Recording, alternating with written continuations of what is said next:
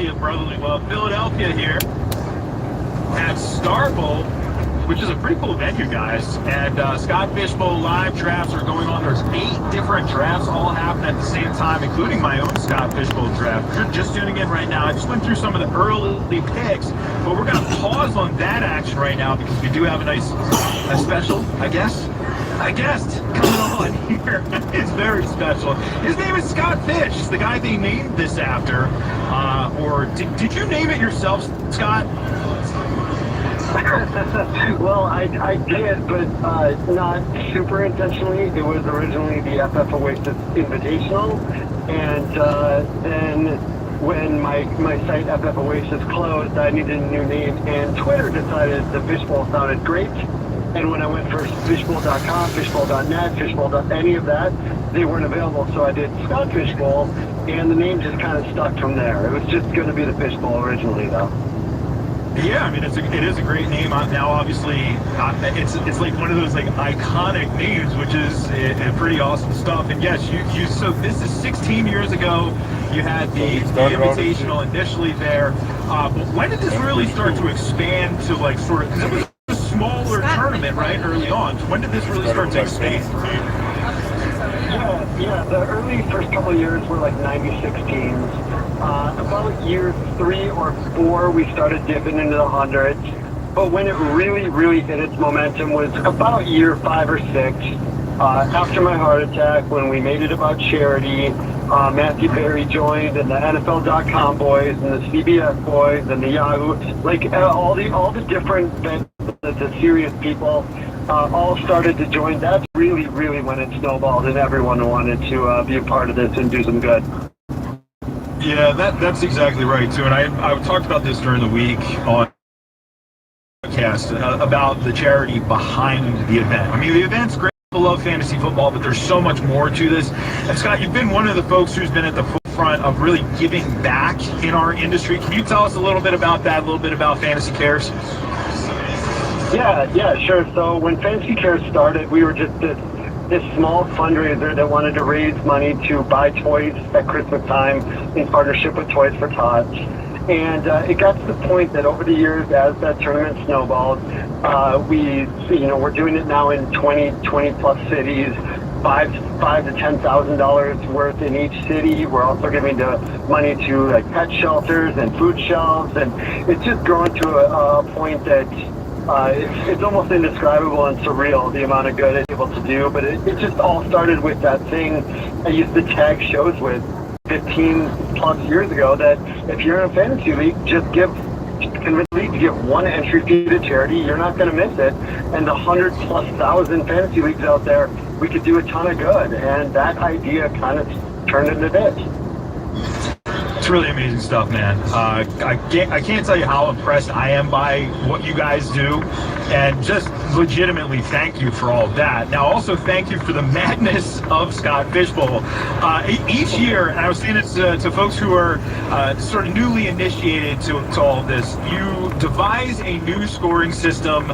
You're not reinventing the wheel. There's some things that carry over from the previous season. There's some things that go away. Can you tell us a little bit about how the sausage is made? Like, what's the process like for you figuring out the scoring system each year?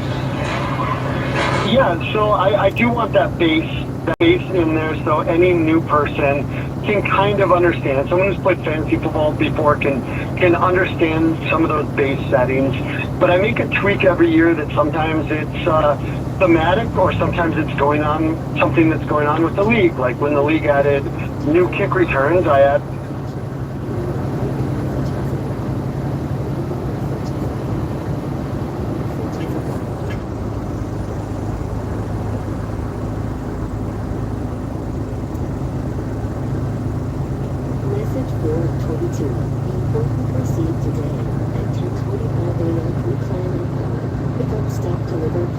video games you play, you'll get giant bonuses for doing.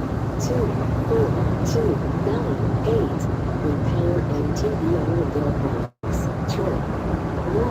164686. Additional stops. Pickup. 0/18 time. $1,500 off. 1,500 hours trailers.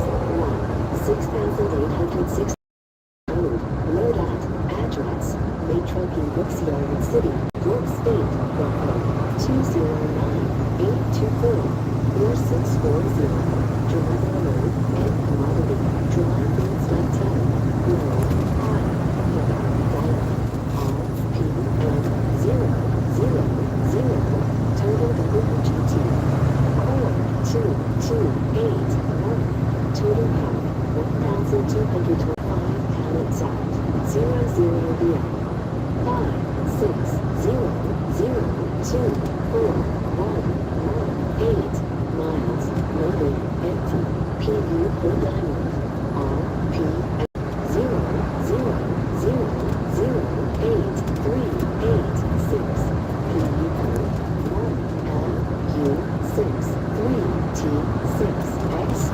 WGT.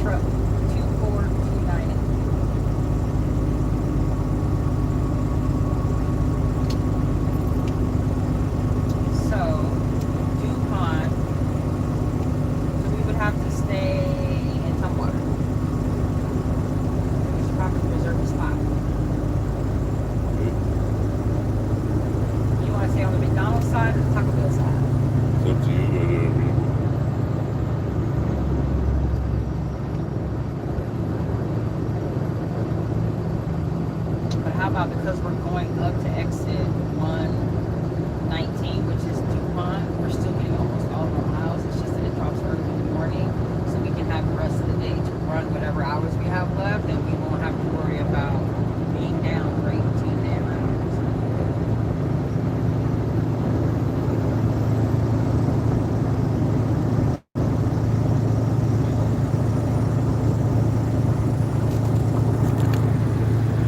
Oh, Andy, what's going on?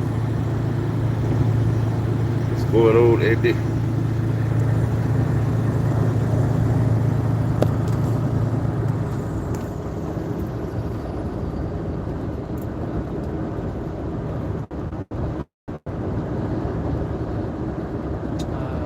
I should just go ahead and reserve it, right? So there's 21 left. Yeah, by the time we get there.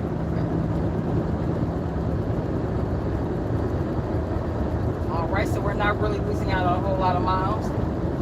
We have to be up a little bit early, but that should be okay, right? Yeah.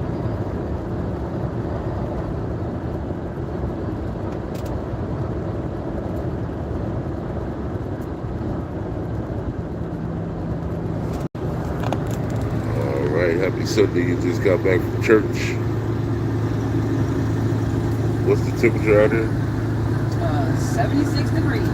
76 degrees out here in Oregon. Wow. I'm excited about that, Daddy. There you go.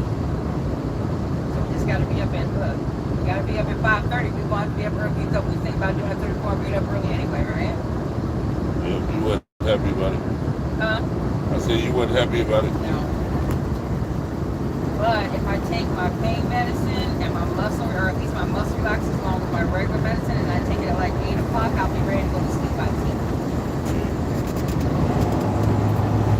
But like I said, we're going to have 9 hours, and because our drop wasn't until 1 o'clock in the afternoon,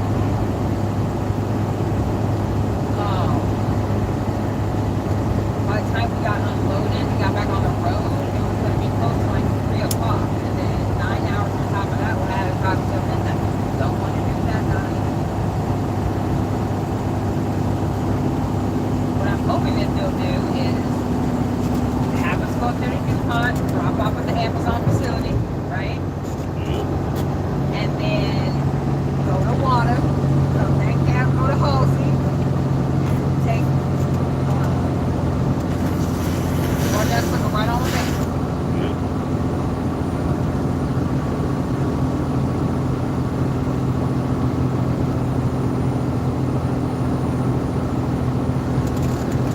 Imagine that. Restrictions apply. New gig internet. No rain yet. Cable. Peacock offer for Peacock Premium with ads. Currently $10.99 a month value. Activate term required to access content. Terms apply. Peacock must be activated within the first 90 days. Manage existing subscriptions to avoid multiple charges. Third-party subscriptions continue until canceled. Yeah, what's cracking all you fantasy sports players out there? It's your homie Ice Cube, and you're listening to the channel where fantasy meets reality. Sirius XM's Fantasy Sports Radio. Drop the needle. Classic vinyl. A channel that takes you on a journey through one of music's most storied eras. And classic rock albums that stay with you. Classic Vinyl Channel 26 and in the Sirius XM app, included with most subscriptions.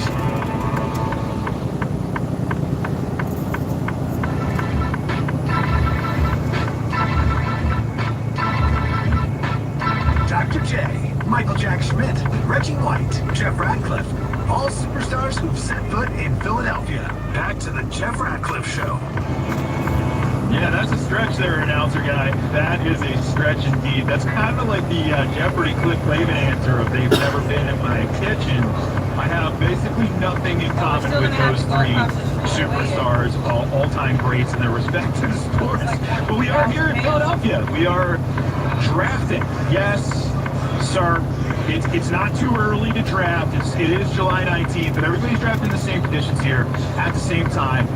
for Scott Fishbowl 16, the live Philadelphia event. Shout out to Starboat for hosting this. It's a pretty cool spot, actually. The food actually looked really good. I saw that earlier, so appreciate them. But appreciate the guy behind all of this, not Scott Fish, but this event in particular. Colin McTamney, of course, you can find his work over at ftnfantasy.com. Colin, how do you put this together? This is a massive event. You know what? It's really easy, actually, when you have 100 fantasy football fanatics willing to draft on July 19th. I know a lot of people get their drafts going in August or whatever. These people are next level. So as long as you have people this enthusiastic, we're ready to go. You know, it's not hard to gather people this enthused about fantasy football in mid-July. They definitely are fired up. A lot of them telling me they were listeners of the channel, so that's always great too. But yeah, everybody's fired up here. There's silent auction stuff going on as well. Yeah. There's tons of signed memorabilia here. We've got a Ricky Waters jersey. We have a Randall Cunningham jersey. We even have a Deion Sanders signed Cowboys helmet because we did not discriminate here at the Scott Fishbowl live draft. So there's tons of stuff here, raising a ton of money. It's just a ton of people having a good time. Scott was actually telling me last year, I wasn't at this event last year, but you said there was a mystery box, a mystery jersey, and when you didn't know what you were going to get, and when they opened it, it was, what, Trayvon Diggs? It was Trayvon Diggs, Cowboy, and, you know, we all thought, what if of the 32 NFL teams, a Cowboys jersey comes out of this box, and it did. But the same donor from last year that donated a signed mystery Eagles jersey this year. Okay. So we do have some insurance, and he has assured me it's a good one. Okay, that's good. That's good. How much did that go for last year? Unfortunately, They have a silent draft or a solid, like a silent raffle going on, or a silent auction. The silent raffle, I think, that goes on. And when they brought one of the things that was signed, they have jerseys and memorabilia and stuff like that. One of the things that was signed when they very first brought it out, it was a Deion Sanders football helmet. Now they're in Philly, so most of the fans that are there are Eagles fans. So when they brought out the helmet, they got a whole bunch of booths on the road. Last year they had a mystery box that was donated from a particular company. When the person got one of the box, opened up the box, and it was a signed Trayvon Diggs jersey. Trayvon Diggs used to be the corner defensive player that used to play for Dallas. So they said this year in the mystery box, they have been guaranteed it is not a signed jersey from the Cowboys. It's actually a signed jersey from the Eagles. I mean, they still have the Deion Sanders signed helmet, but again, the whole point about it is you're around a bunch of Eagle fans. You know how many feet of Brandon Jones? Ray McBride in the first round. How can I craft a team rounds 1 through 20 that are going to get me to the promised land by the end of this whole thing? So it is a little bit of a battle going up against the people in your own division, but ultimately I'm swinging for the fences. There's only one winner, 5,000 teams. You know, go big or go home, get your guy. That's kind of my approach to this whole thing. So McBride in the first round, what pick were you? I was 110. 110. That's exactly where he went in my draft as well. Did you lean into ADP for it all, or? You know, it was a little bit more of who is going to be the best player available that fits this scoring, and it is a little bit of a tight end premium. Brock Bowers, although he went 101 in a couple divisions here, he went 109 in that division. I was a little upset. I said, hey, if I can get Bowers and McBride, I'm going to be sitting pretty. I have a little bit of a positional advantage over the rest of my league. So I got McBride, and then from there on out, I felt pretty good having a top tight end in a tight end premium league. So was this an intentional strategy? Yes. Yeah. Okay. And I think it is. Right.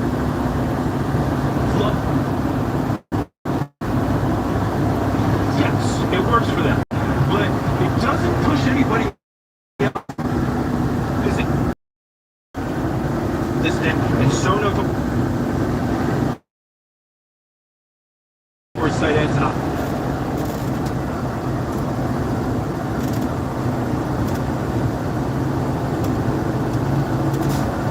Johnson, Hunter Henry. Yeah. Those are just dart throws to me. Yeah. You hope one of them hit.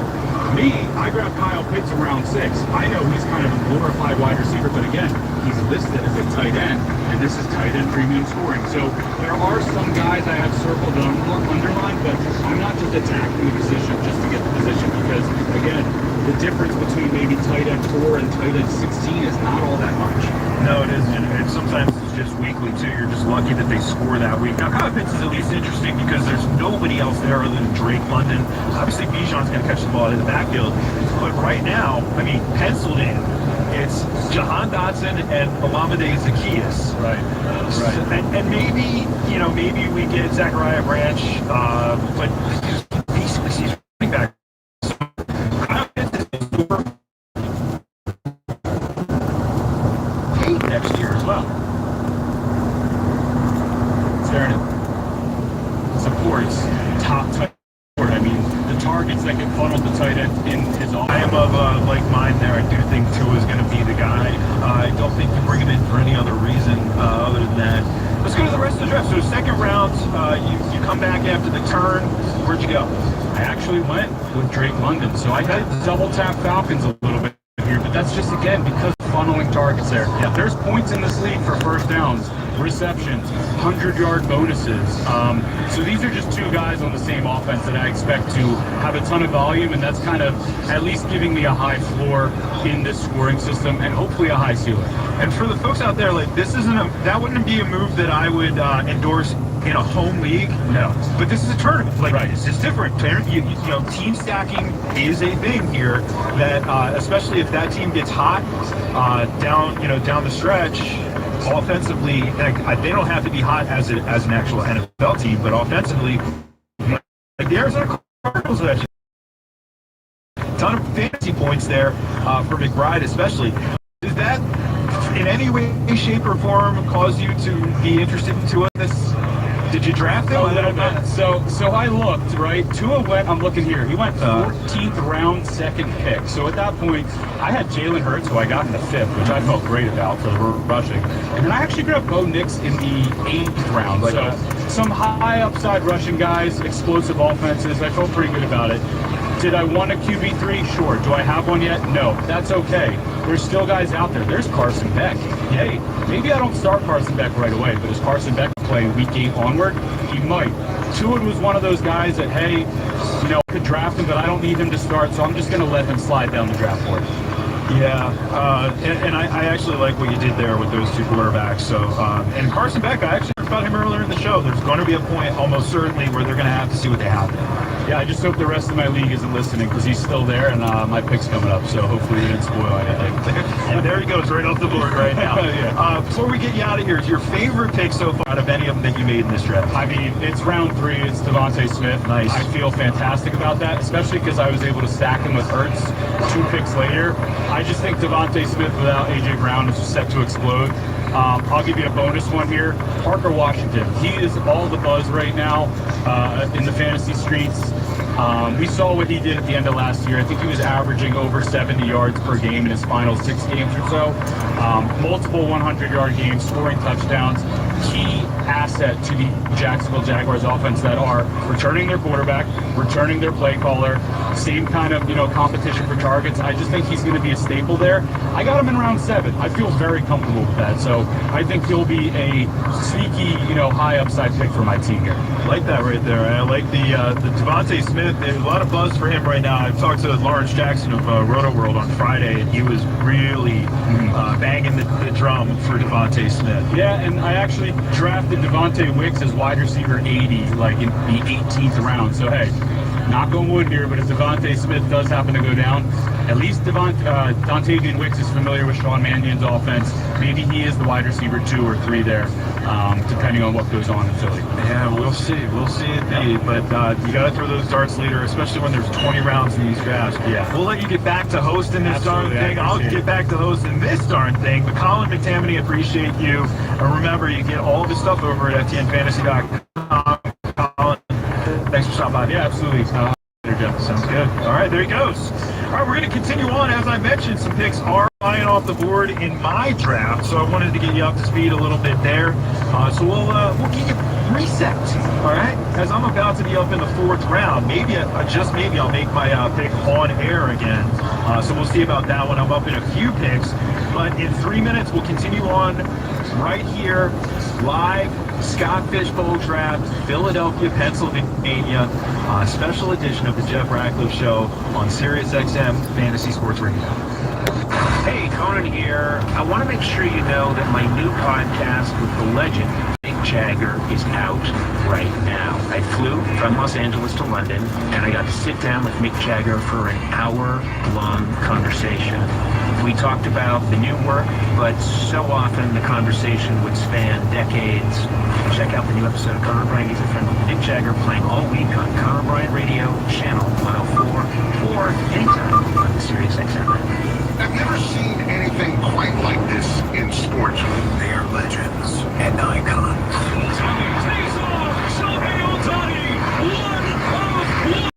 Unicorns in their sport.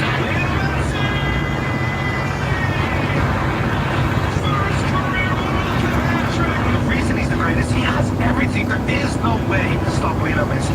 And you can hear every one of their games on SiriusXM and the SiriusXM app. This guy is unbelievable. Why settle for a 7 a.m. tea time when you want an 8?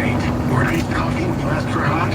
Or a corporate card that gives you pennies in rewards when you could be saving thousands? Ramp is the only corporate card built to help companies spend less, not more. That's not coincidence. That's design. And it works without slowing you down. With Ramp, you get real-time visibility into every transaction. Out-of-policy spend blocked before it clears. Duplicate SaaS tools run used seats. Flagged before they waste your budget. Ramp automates the guardrails so you can stop chasing receipts and start driving strategy. Over 40,000 companies already run on Ramp, including CBRE and Shopify. They're not just logos, they're teams reclaiming time, cutting costs, and closing the books without overtime. Because with Ramp, the less you touch your expense system, the better it works. Right now, your business can get $250 off at ramp.com/SXM. That's ramp.com/SXM. Ramp, built for savings, not points. This is Jim Bowden on the Fantasy Alarm Show. Howard Baker and I bring you the best fantasy football analysis and talk to the best of the best. It is none other than LaDainian Tomlinson. I typically take a running back early. You know, my first and second pick will be a running back. Just in case the guy has a breakout season, you know, I'll draft a guy that has a lot of upside and hope that he performs at a high level. The Fantasy Alarm Show, weekdays at 6 Eastern, right here on Fantasy Sports Radio. If you're not preparing for your fantasy football drafts, you're already losing. Fantasy Sports Radio, channel 87, and on the SiriusXM app.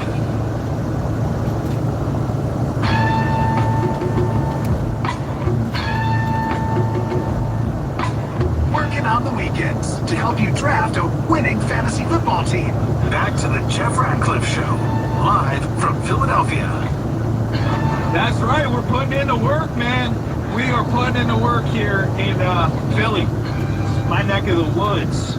Scott Fishbowl 16 live drafts, plural, because there's 8 different fantasy football drafts going on at the same time here. We're at Starbowl. I guess technically that'd be Kensington, I guess.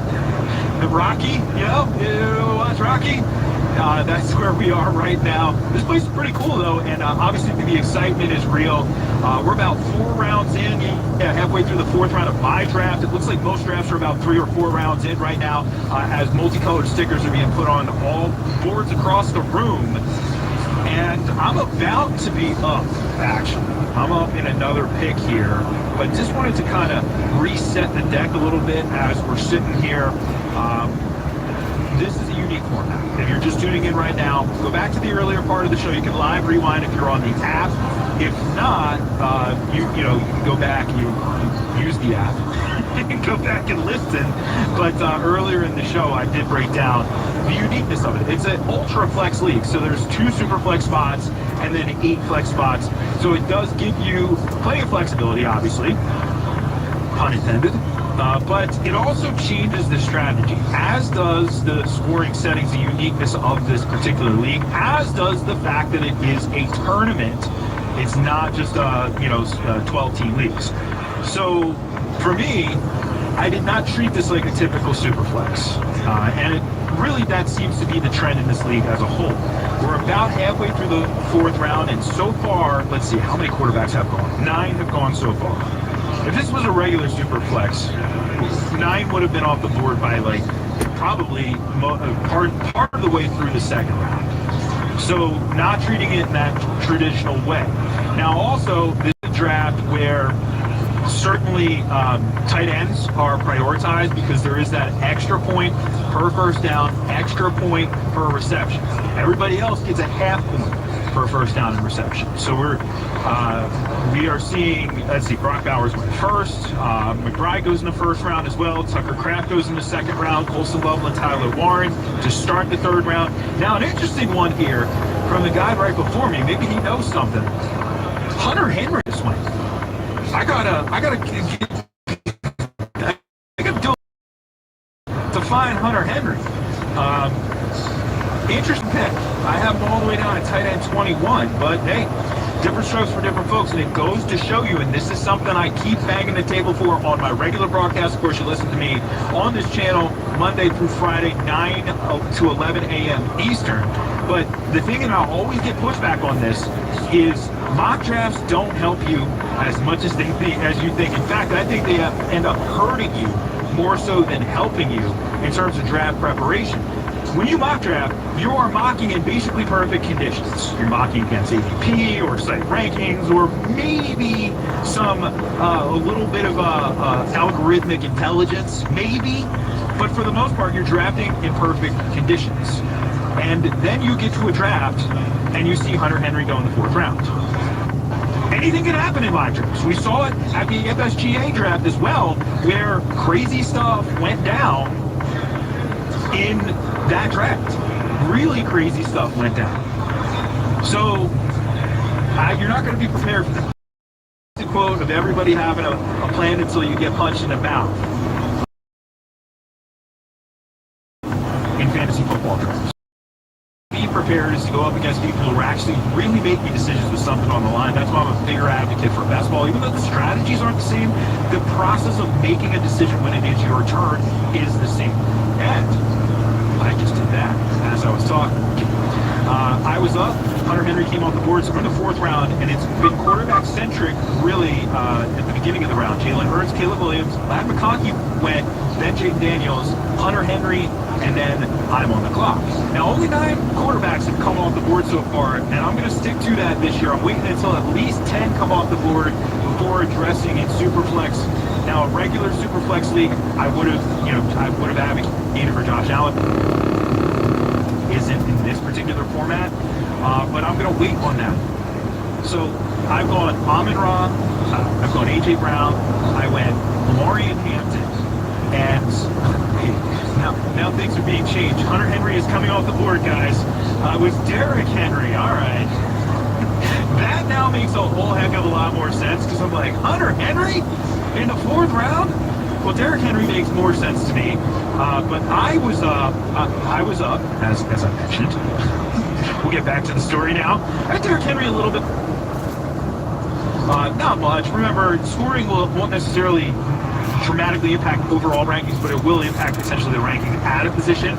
So, not going quarterback, because there are still, I'm waiting until 10 are off the board. Doesn't really matter what position I'm looking at because it's all flex. So I want to get some bang for my buck. And, after going to Maurian Hampton, who I felt did give me that in the 3rd round, in the 4th round, top guy on the board for me, rookie out of Notre Dame, Jeremiah Lovell. I know, but hey, it's the 4th round. Guess where he's going to go in your home leagues? He's going to go in the end of the 2nd round at 1 quarterback leagues, and in Superflex, it's probably more like the 3rd round. So, whatever. Here, does he have big play upside? Like, that's what we're looking for in Scott Fishbowl. Remember, every 20-yard reception is 10 bonus points.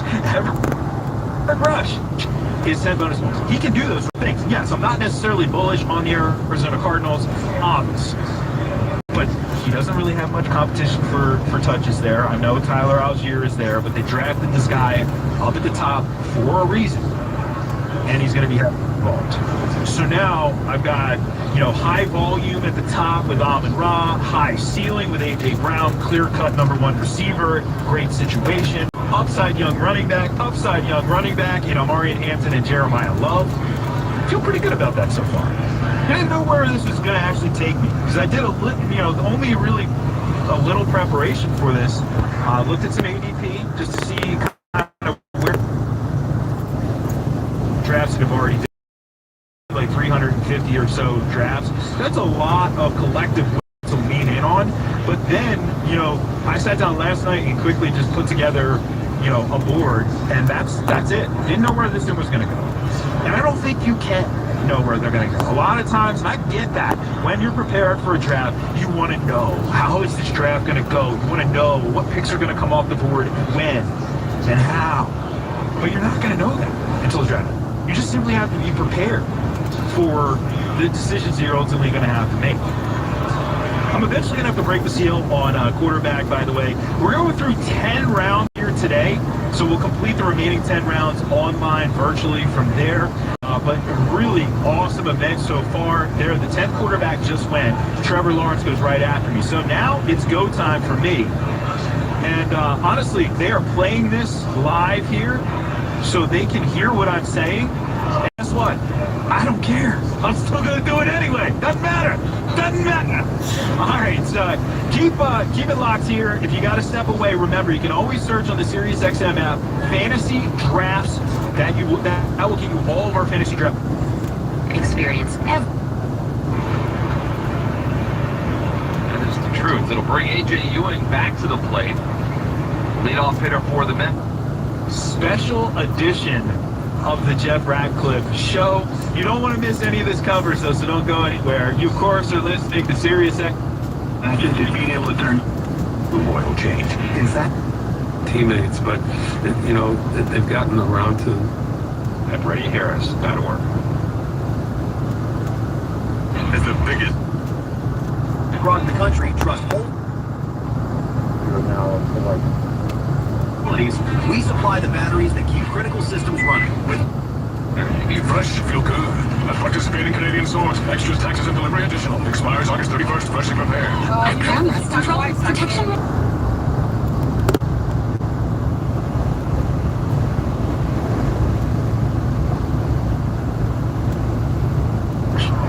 Coming out of high school, he was committed to play baseball at Texas A&M, but he was drafted by the Dodgers.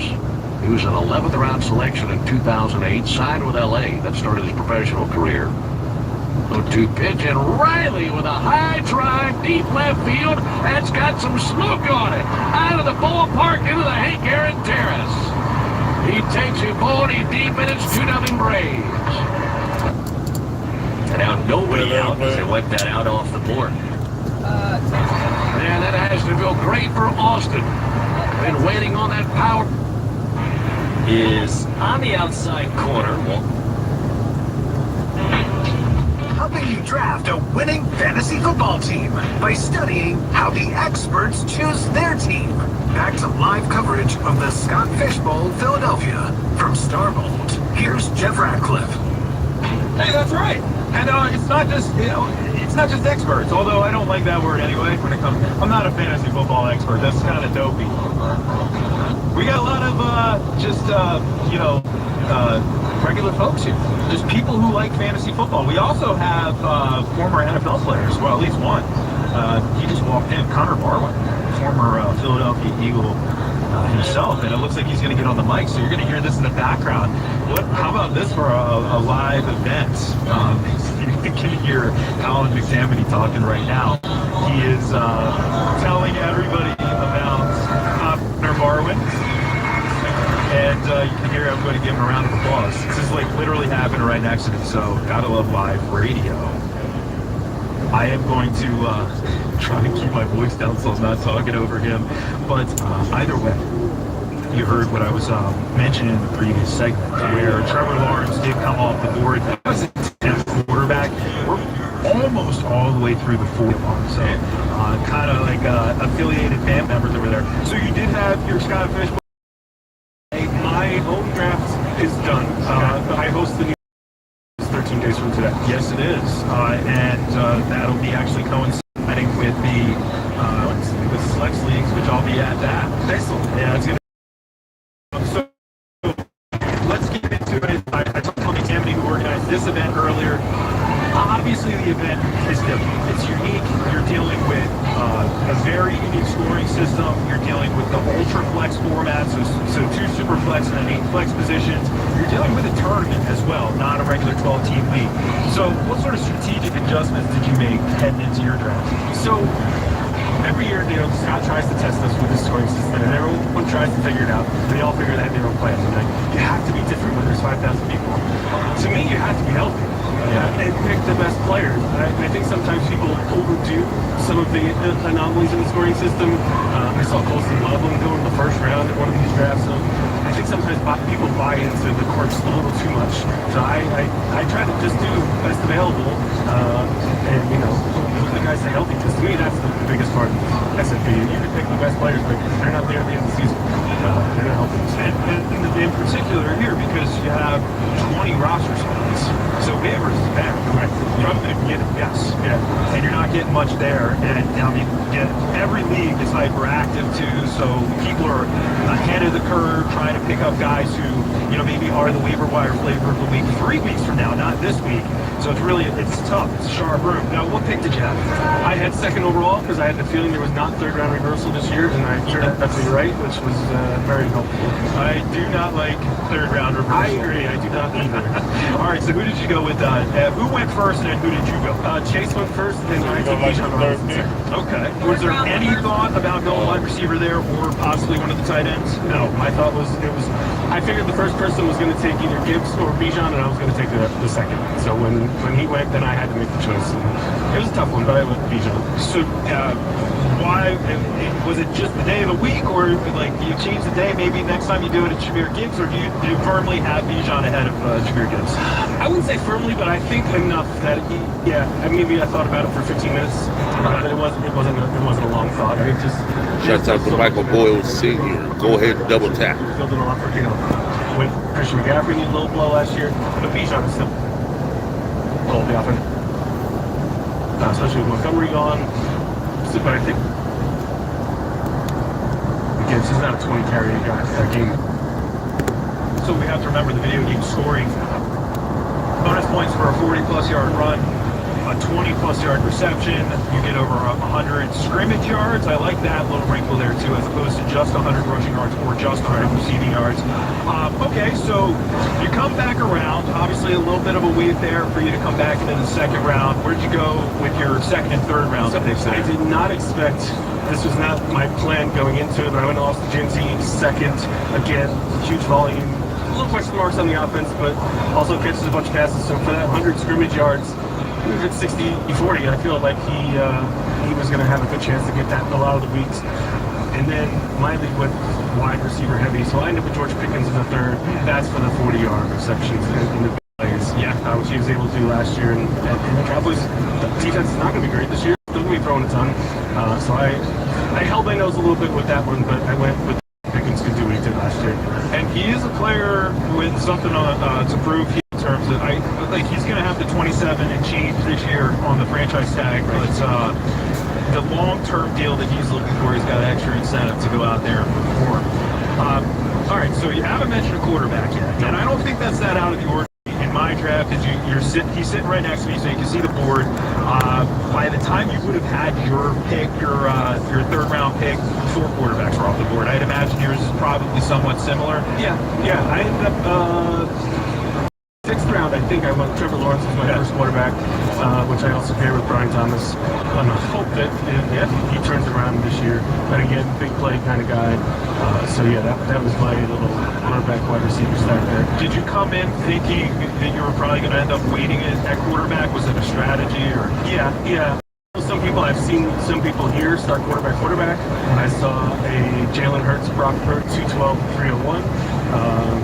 But yeah, I knew once Josh Allen, I wasn't going to get Josh Allen. I wasn't going to take him 2nd overall. He certainly wasn't going to make it back to me. And after that, I thought, we can wait some time for him. Alfonso Milligan. Go ahead and double tap. I'm calling this question, and I think it's a fun one. favorite pick? Not obviously Bijan, but other than like a little less obvious. That is a very good question. I don't know that I have. I'm gonna take the cheap way out and say Bijan. Because it drafted him the second pick, he had a chance against an ultra superstar, and I think he fits the mold. He fits the scoring system, so it's not a fun one, but that'll be my favorite pick. I see you're wearing a 49ers hat. Are you are a 49ers fan? Oh, it's 41 years. 41 years. Yeah, they've been pretty good over that span of time for the most part. Yeah. We had some downtime where the draft was my favorite day of the year, but those days are gone. 48. Right back at it this year. All-time favorite 49. Jerry Rice. Nice. Jerry Rice. I think that'd be tough because there's so many great ones. Now, George Kittle is banging on the door. He's just not only a great player, a selfless player, but such a cool guy and does a lot for the community. So he's really up the list. But yeah, Montana Rice when I started. It's hard to top. He was still the best. I like how nerdy Kittle is. Yeah. That to me, it's like Harry Potter marathons and stuff like that. And every recipe there. Yeah, and after my own heart right there. All right, Ryan, do appreciate you stopping by. Ryan Hallam, of course, you get all of this stuff over at Fantasy Alarm. Go check it out, and yeah, awesome draft. Good seeing you, friends. All right, good seeing you, man. See how it goes. Yes, sir. See you in a couple weeks. Man, anybody who is there in New York, that is going to be at Legends. I hear it'll be a legendary event. We have Flex first, so that is Jake Seeley's Fantasy League of Experts, which has continued to expand. Jake's leagues are a lot of fun. You get a lot of smart folks in those leagues. We've been doing those now. I think it's been about 10 years, and now we kind of have our home in New York every summer. Been at a few other places over the years, but I hear that this place is going to be a lot of fun. I've never been there myself. That is 2 Saturdays from now, so August 1st. I can't believe that's 2 Saturdays from now. August 1st, I will be covering the first draft. So it's a 1-quarterback league. A lot of smart people in that league. Oh, that's a hard league, That'll be broadcasted from 11 to 1, of course. You can miss fantasy drafts. And Adam Ronis is going to take over.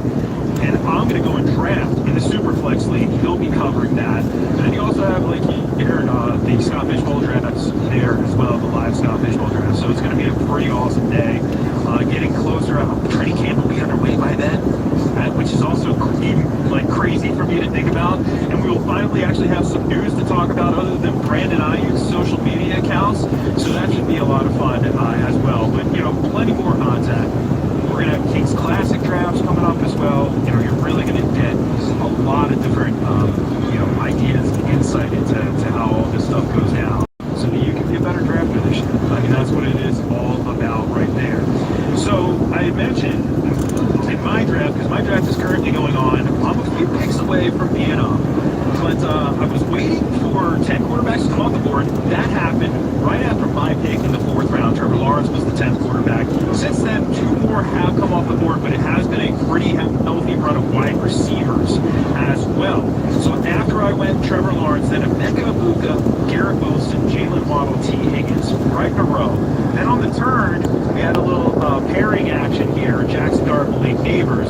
So the guy who's at 1 has taken 2 ends, 2 quarterbacks, and now finally the first non-tight end or quarterback for me in the 5th round with Malik Neighbors. So hey, Doris Connors, go ahead and double tap. Joe Burrow, Austin Loveland, Jackson Dart, Malik Neighbors. Brock Purdy went with the 5-2. My bad. Andy, go ahead and double tap. So a lot of wideouts off the board. There's still more, man. I'm looking at my list. I'm like, I gotta address quarterback, but man, I do like some of the other stuff that's available here. But either way, Tedder Bill just went. All right, that was the player I was talking about. So there, it's a lot easier. But I've talked about the Superflex strategy, and it's evolved over the years. It's changed. It's kind of, last year was definitely distinct and very different from this year. And really, if you're just kind of coming into the full Superflex, well, welcome to the madness. I really only want to play in Superflex if I can get away with it. I do have some industry leagues quarterback, but I do love the Superflex format because it's an added layer of strategy. So with that strategy, this year I've said, if you have the #1 pick, it's easy. You go with Superman.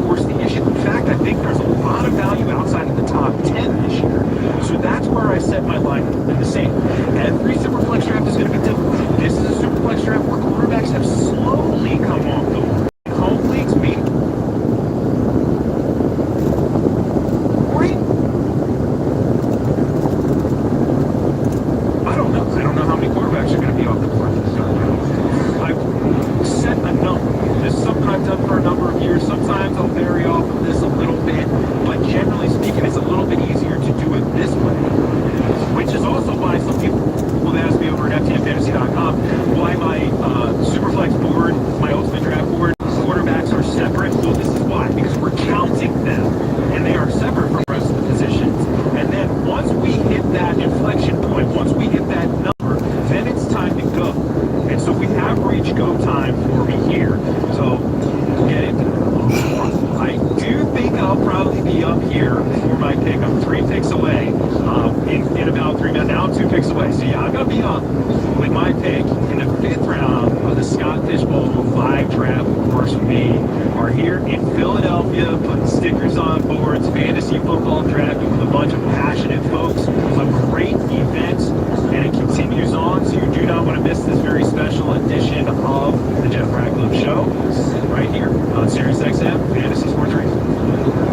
World Cup is nearly over, but the soccer never stops on SiriusXM FC. You're the man to a really trained mild soccer fan to do soccer fantasy. Hear the stars of the tournament in the English Premier League. MLS. There we go! And the UEFA Champions League. When it matters most. Live matches from the world's top leagues. Plus soccer talk and analysis on your 24/7 home for soccer. SiriusXM FC 157 and on the SiriusXM app. Attention fantasy football commissioners, with advice on your league setup, here's Mike Dempsey. The best advice I can give commissioners of dynasty leagues is to prevent problems before they start. So how do you do that? First, you come up with a complete set of rules and guidelines for your league. Lay out the roster and starting lineup requirements, scoring system, and any important league bylaws in as much detail as possible before you seek out managers for your league. That way, everybody knows what they're getting into from day one. And when it comes to selecting managers, you have to be a bit discerning. As much as possible, select people with similar levels of experience and lay out how active you expect them to be. All it takes is one inexperienced owner making a series of bad trade decisions to make your league lopsided from a competitive standpoint. And finally, consider having managers pay at least a year in advance. That way, if they do quit the league, the first year for the replacement is already paid. Hear Mike Dempsey on Football Diehards. Weeknights at 8 Eastern, right here on Fantasy Sports Radio. This is the Grateful Dead channel. We can do anything we want. Join the long strange journey. I need a miracle. I'm Phil Chrysler. This is Mickey Hart On the band's exclusive home on SiriusXM. Weekends are as low as the Bears and Stones. The Grateful Dead channel, SiriusXM 23, and at home on your phone, computer, Alexa, TV, or other internet-connected devices. What else in there? Come on in. I'll let show that sub for you, baby. Is alive and well. Texas honky tonk and western swing. Vivid sounds from Nashville. The legend keeping the tradition alive. This is I know that song. Roadhouse. Channel 61 is at home with the SiriusXM app on your phone, computer, Alexa, TV, or the internet-connected devices. I'm Nancy Grace, and I want you to join us at Crime Stories every single day. Join Nancy Grace on SiriusXM Triumph. We learn how to protect ourselves, to protect others, and most importantly, protect our children. Crime Stories with Nancy Grace. Weekdays at 6 p.m. East. We bring victims to tell their stories. Crime Stories with Nancy Grace on SiriusXM Triumph 123. Or listen anytime on the SiriusXM app. Hey, Fantasy Lifers, Kendall Valenzuela here. We'll preview Ted Roll, McMillan, Bryce Young, and the Carolina Panthers Monday at 11 a.m. Eastern on Fantasy Life. Fantasy Sports Radio, where winning is a reality. Here's what's happening on SiriusXM. It all comes down to this in the 2026 FIFA World Cup. Lionel Messi and South American champions Argentina face Lamine Yamal and the kings of European soccer, Spain. Will Argentina become the third nation to win back-to-back World Cup titles, or will Spain capture their second global crown? Listen today at 3 Eastern on Fox Sports Channel 83 in the car and on the SiriusXM app, followed by instant post-match analysis and reaction from U.S. Soccer Hall of Famer Eric Lealda on SiriusXM FC Channel 157 in the car and on the SiriusXM app. Feel all the passion of the World Cup on SiriusXM.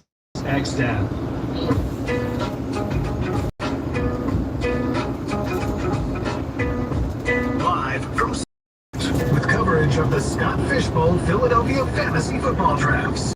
Jeff Ratcliffe. I'm like really resisting the urge to talk about this World Cup final. Very excited for yesterday's game was awesome. I do not expect that level of scoring in this game, but if you have not seen Yamal play yet, he's good, and he's 18. And so Messi is not 18, but he's also very good, and you probably already know that. Anyway, yes, we are live here in Philadelphia at the Scott Fishbowl drafts, and I do mean drafts plural. There are 8 fantasy football drafts going on at the same time for Scott Fishbowl. We have a 12-team league, so I'm in a 12-team league. I just actually made a pick while we were off the air on break there, but I want to talk you through it a little bit here. So this is an Ultra Flex league that has 2 super flex spots, and then the remaining spots are just regular flex. So remember, flex is a position, right? Could be a running back, wide receiver, or tight end. Now, I'm not treating this like a traditional super flex, but I did want to come in with that strategy of when 10 are off the board, and it has to be at least 10. I'm not taking the 10th one. Then I want to take my quarterback. So that is exactly what I did here. After my 4th round pick of Jeremiah Love, the 10th one came off the board. Trevor Lawrence, Jackson Dart was off the board, Brock Purdy off the board, and then right before me, Bo Nix went. For me, this was a bit of a no-brainer pick. I have talked about this before where, you know, I've said this on several broadcasts here recently, that this is a unique year because, well, in one quarterback leagues, you can get Patrick Mahomes in the late rounds for the first time, honestly, since his breakout second season, not his rookie season, in 2018. That breakout year happens, you get him in the late rounds, and he has never seen the late rounds since. Now, likewise, in Superflex, he's not going to be in the late rounds, but he's going after 10 quarterbacks are off the board. And we haven't seen that with Mahomes since 2018. So it was an easy one for me to take him there. I am fully confident he's going to be back and ready to roll for the start of the season. And this dude, you know, I know that the passing numbers aren't quite what they were, but by the same token, the passing numbers are still pretty darn good. He does have a strong group of weapons in that offense, so I'm not overly concerned there. Late career Travis Kelce is still just fine. I don't think Rashee Rice ends up being suspended, so you have him, and he should be healthy enough by the time the season begins. You have an added layer in that backfield as well that just gives that offense a different dynamic with Kenneth Walker there. So I do like Patrick Mahomes. And again, as the 14th quarterback off the board, I believe is what I took. So no issues with that whatsoever right here.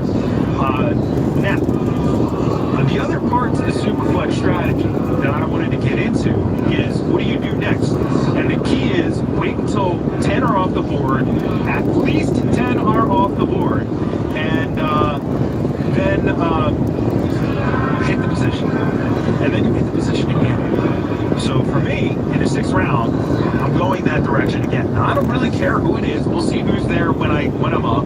I don't like to get too far ahead of myself. I do think, you know, that does contribute to the feeling that a lot of people have that they've gotten sniped. I don't really, I never feel like I get sniped in a fantasy football draft, and that's not me being like, oh, look at me, I never get sniped. No, it's not that. It's that I'm not approaching it that way. It's that when I'm up, then I'm going to make the pick, and I'm going to take who's the top guy on the board for the particular build that I'm going after. So I'm not really worried about that part. And I do think that's something that you could potentially do if you always feel like you're getting sniped. That you could do to feel a little bit, you know, like a little bit more confident on draft days. Because yes, when you get sniped, sometimes there is that psychological effect. Now, some people can roll with the punches. I get that. But if you are like an uncertain type drafter, that only is going to contribute to the uncertainty.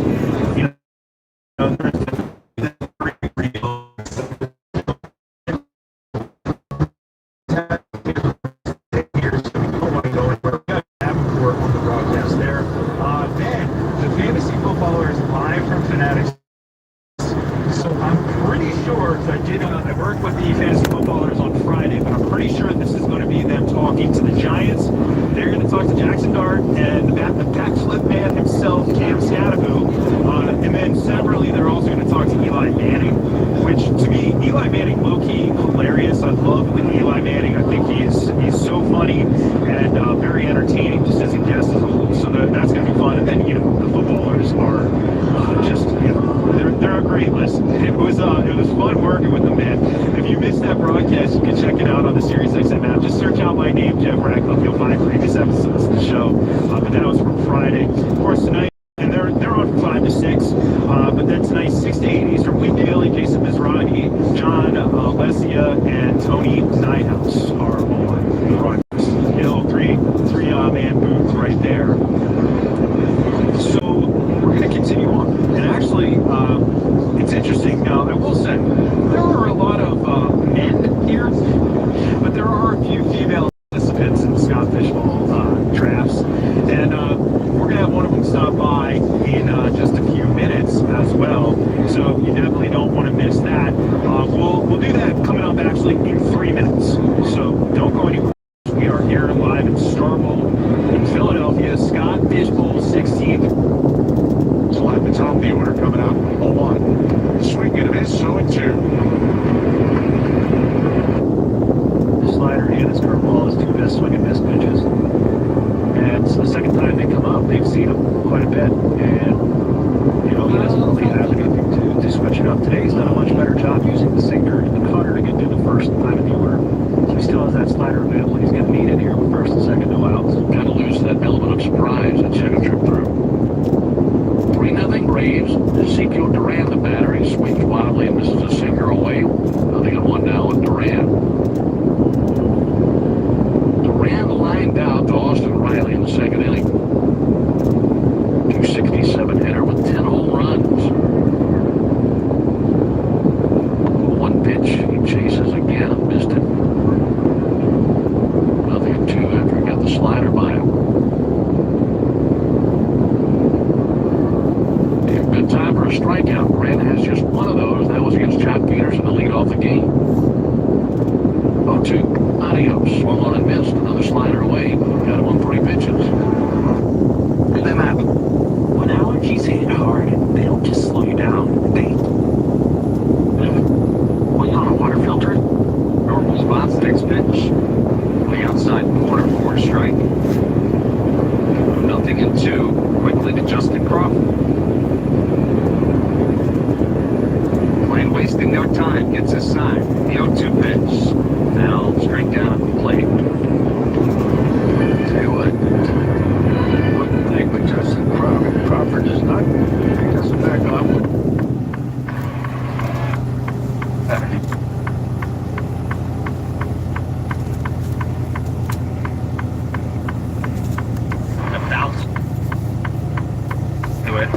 And Crawford is a strikeout victim. Third strikeout of the afternoon for Nolan McClain. And bring Trey Turner back up to the plate, top of the order for the Phils. Well, all fans got to have a Wawa Kyle Schwarber bobble figure 8. They go in the popular giveaway Friday, August 21st when the Phils take on the Cardinals at 6:40. Visit Phillies.com to purchase tickets today. Turner struck out in his first at-bat. Takes that pitch low and outside for a ball. It's 1-0.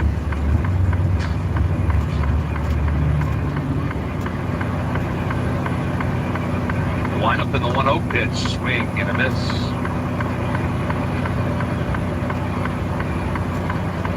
Next pitch will be number 40 for McClain.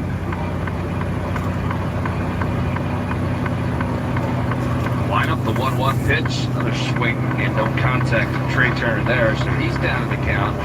1 ball and 2 strikes. McClain's going to get his strikeouts. Through 27 career starts, he has 182 strikeouts. Fifth most in Mets franchise history for that time. Next pitch, outside for a ball. You can add the 3 today. That total. 2 balls and 2 strikes here to Turner. And the pitch.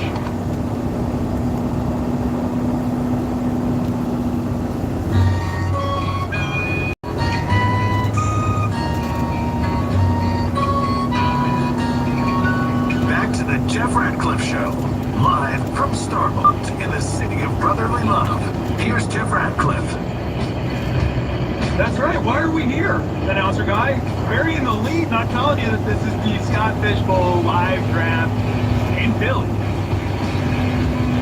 Crazy amount of people here, which is awesome. We just had Connor Barwin here as well, former NFL player for the Philadelphia Eagles. lot of folks putting stickers on boards right now. And actually joining me is one of those folks, Jana Kimmel. Hi. Jana, nice to have you here. Nice to be here. So before we get into your draft, because I do have it up in front of me, tell us a little bit. You've been in because we met at the Philadelphia FSG event. Yeah. You said you've been basically in this fantasy space for about 16 years. Did I get that right? Yes. Yeah. So I've been doing a podcast for about 16 years. The Fourth Ninja Show with Jana the Sherpa. You can find it anywhere you find your favorite podcast. But you know, I came into it the way everybody does, by talking about sports on Twitter and just finding someone who needed a podcast co-host, and you know, here we are, 16 years later. Crazy how it goes, right? I mean, those were the good old days of Twitter as well. It was like our own little space back in 2010, 2011. It was a good time to be a sports fan. It definitely was. It is not that way anymore. Definitely has changed a little bit there on social media, but we do have a pretty still a good community as well. All right, so let's talk about your draft and just your approach here as a whole. I had a few other guests earlier, and I did ask basically the same question, but I do think it's an important question. Given the nature of Scott Fishbowl, it's different. It's not your run-of-the-mill 10-team league, 12-team league. It's a tournament. You have unique scoring settings. You have unique roster requirements as well. Did that change your approach? How did you adjust for this? A little bit. I know some people like to get very into the tight end aspect of it, since there are some bonuses there. I'm a little more excited about the extra 10 points for things like 300 passing yards or the over 40 receiving yards, things like that. But the fun thing about Scott Fishbowl is no matter how you prepare, your draft is always going to go off the rails. Nobody ever drafts in a way that's logical. In my draft in particular, we had in the first four rounds, 2 teams already taken quarterbacks, which doesn't happen in a normal fantasy draft. So you have to kind of play your draft more than you can prepare for it. So you come in with your rankings and hope for the best. Yeah, I think that's a really insightful answer, though, because I think that about every fantasy draft. You know, I'm a big advocate for, you know, be prepared to know how to make the decision, because you're not going to know what decisions you're going to make. You have to know who you like before you go into your draft. You have to have an idea. Exactly. And because I wouldn't want to take a quarterback as soon as I did, but I had to take Croc in the 5th round because there weren't going to be quarterbacks in the 8th or 9th round. Yeah. The way they were drafting. So here we are. So you started things off with CeeDee Lamb. Yes. Was there any thought of anybody else in that spot? You had the 110. Right. Kind of a tough spot. You know, your premier guys were gone. You're in a weird spot where, you know, you're not quite at the turn, but I'm hoping that George Pickens is a little cranky about not having a contract. The Cowboys are still trying to prove, you know, that they're going to the Super Bowl, but they're probably not. But you never know. So I think hopefully CeeDee's healthy and we get a lot of yards out of that. So that's kind of the method of madness there. Still pound for pound one of the best wide receivers in the NFL. High volume. I know some people are a little bit down on him, but you know, some of that could be just the touchdown productivity was slightly off. Yeah. I'm not overly concerned there about it. Was there any thought? I actually took the 4th wide receiver as well in my draft, which is what you did here, but I took Alvin Robb. Yes, I liked him a lot. It was between him and for me, I just don't know what that Lions offense is. Coordinator, I'm excited about a rebuild O-line there, so I think there's still a lot of points to be had, but I think they can be a little more spread out with people being a little healthier. So erred on the side of, I know the Cowboys are going to force the ball to CeeDee Lamb,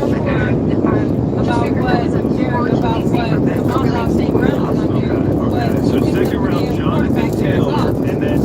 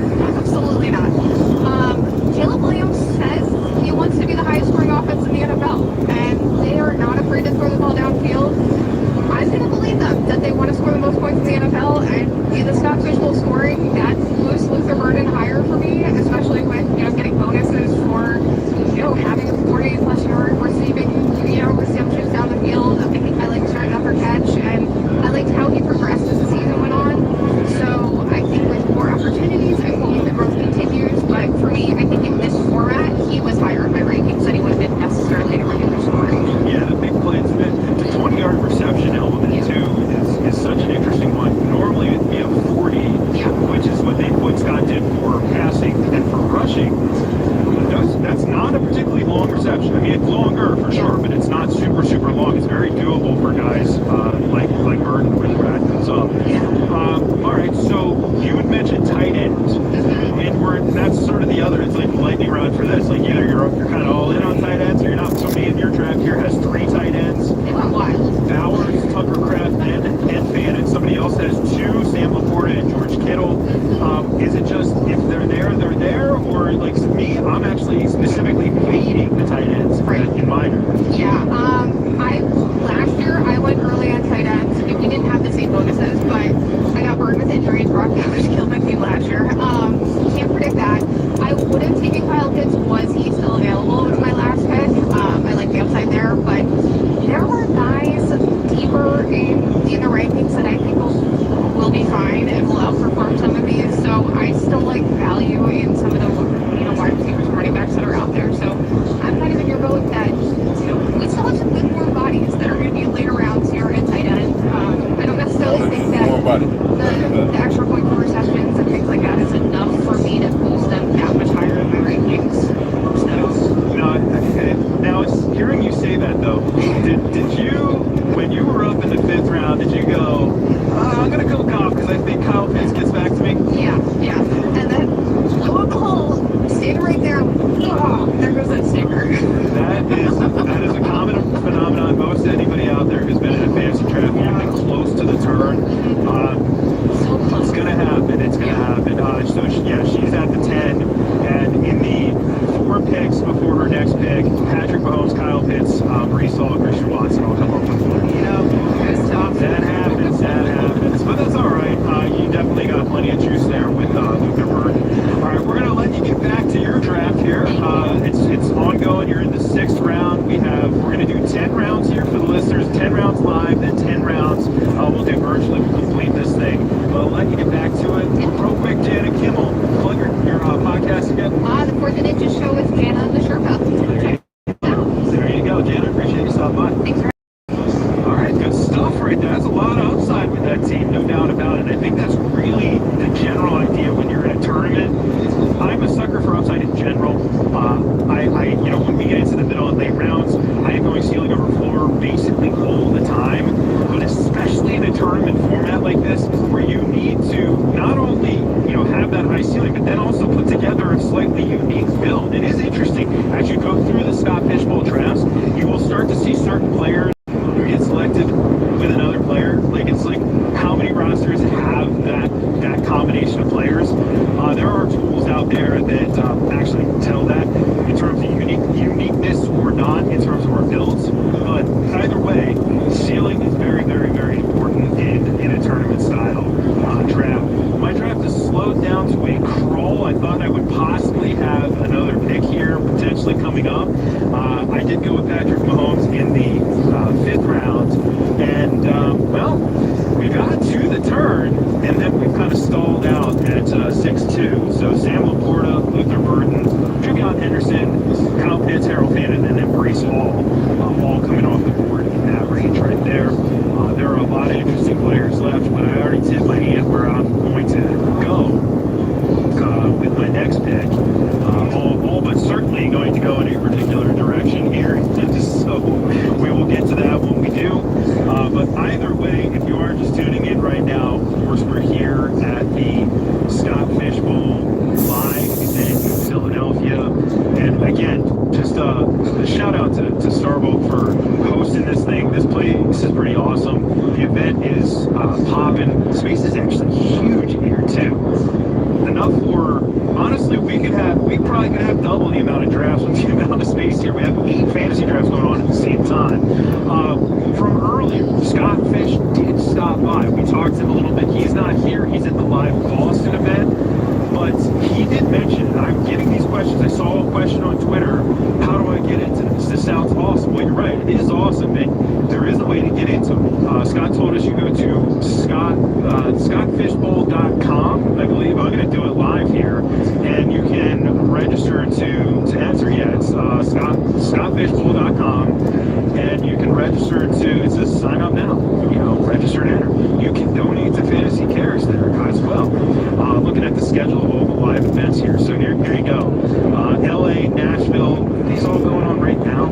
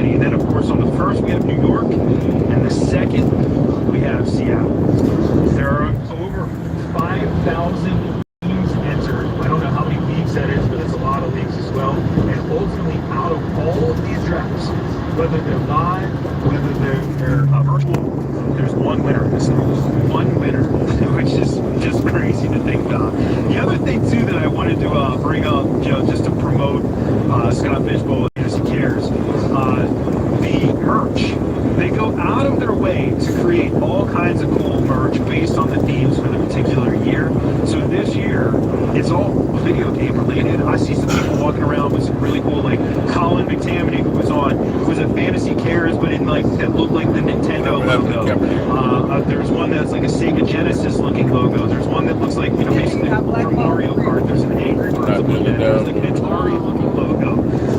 There's all kinds of Tetris, which I believe was that Jeff was wearing the Tetris one. She just had that on.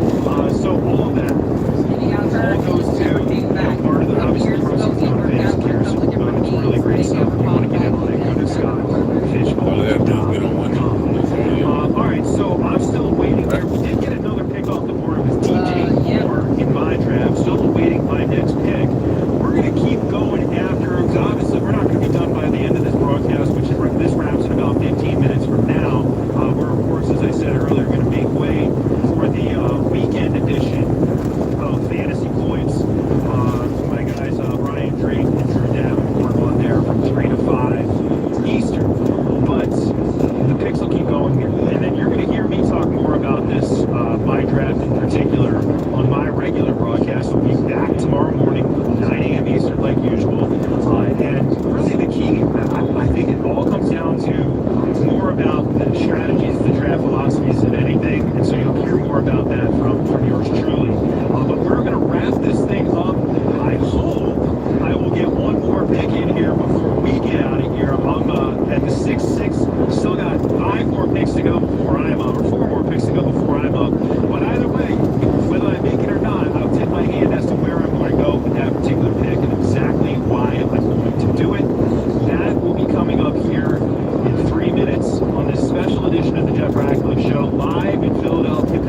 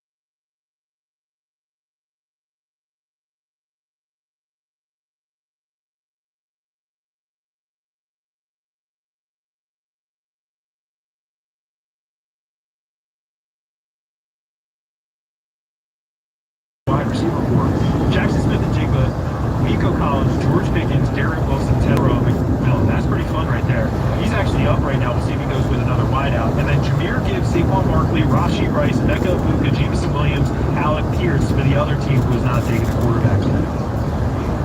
I like the aggression. I like the aggression here. I like aggression. All right, so we're gonna wrapping up things here from Scott Fishbowl live in Philadelphia. Again, I'll be talking about this through the week. You're going to hear people talking about it, obviously, on our channel. If you are interested, though, Rumors, news, and analysis as we raced for enlarged trust. Now he's got a face Burger, who, as you mentioned, has really good numbers against him. That cutter was nowhere near. It was overcooked. I think he overthought that a little bit. Not his normal sequence. He was trying to throw the cutter in on Nemo, working it off the sinker in that he'd already thrown a couple times. Sometimes, if you don't fully believe accustomed to doing in the last second, that subconscious comes, you just yank it a little bit. That's what that looked like to me. Well, after that double play in the fourth inning, he'd set himself up to get through 5 and maybe go into the 6th inning. It's been a very problematic 5th inning. Inning has gone single, pop out, single, double, sack fly, and then this walk with a wild pitch. Now he has to face Burger, who's 1 for 2 in this game with a single. Braves leading 4-2. That's being threatened here in the top of the 5th inning. Action about to begin in the Braves bullpen. Burger swings and misses at a first pitch liner. Dylan Dodd up and throwing to the Braves bullpen now. Ball's at 71 pitches. And the 0-1. Burger with a ground ball to the side, an RBI single. Holding at second base, Nemo. Burger is aboard and is now a 1-run game as he drives in Langford. The Rangers, who were silent the first 4 innings, have come through with 3 runs here in the top of the 5th.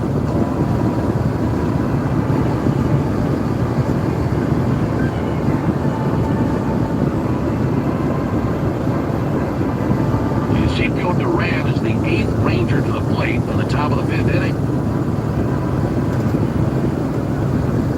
Rangers only had 3 hits in the first 4 innings of the game. They have 4 here in the 5th inning. Duran is over 2 in the line out to strikeout. First pitch he sees, over for a strike. They have 3 singles and a double this inning. Also a sac fly to drive in a run.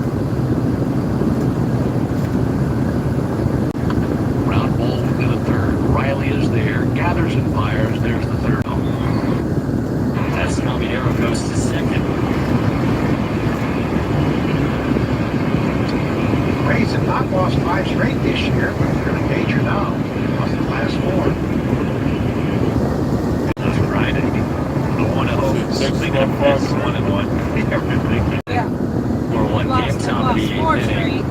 In the Bronx, and screw up doing but scoreboard super summer final. And the ribs. Never fails when it isn't. A little more haze today, but not nearly as strong as it was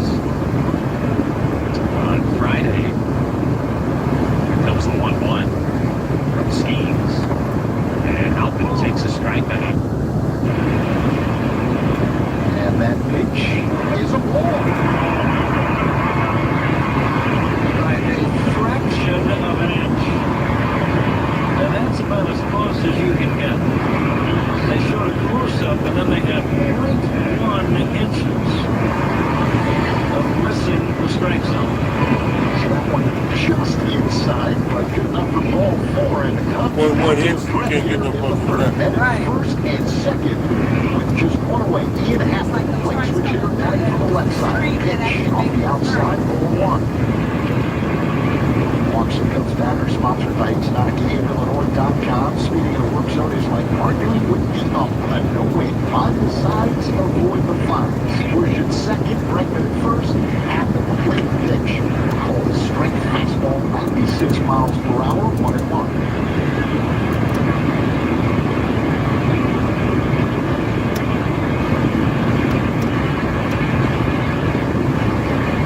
Sets Milton, checks second, works his motion and deals. Half swings and misses. Catch up to a 96 mile per hour fastball. 1-2.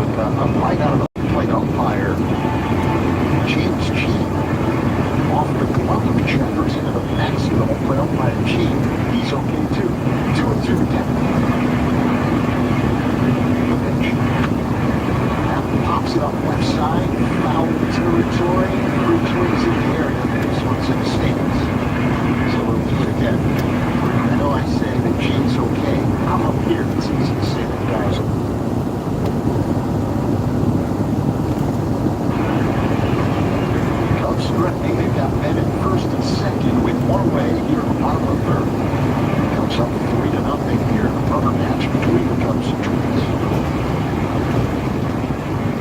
Matthews looks at second and deals. Blowing outside, off. As he always seems to do, is work the full count.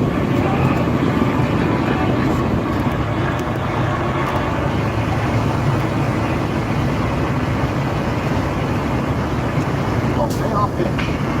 A bouncing ball foul off to the right.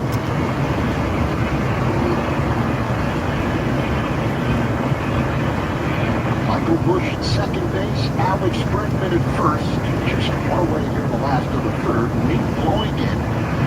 In half at the plate with a 3-2 count, and the Cubs with a 3-0 lead. Nico Warner on deck. Matthews is ready. Here comes a bluff throw to second. There was no tween in the area. Matthews up to 53 pitches, Zach, after just 2 1/3 innings.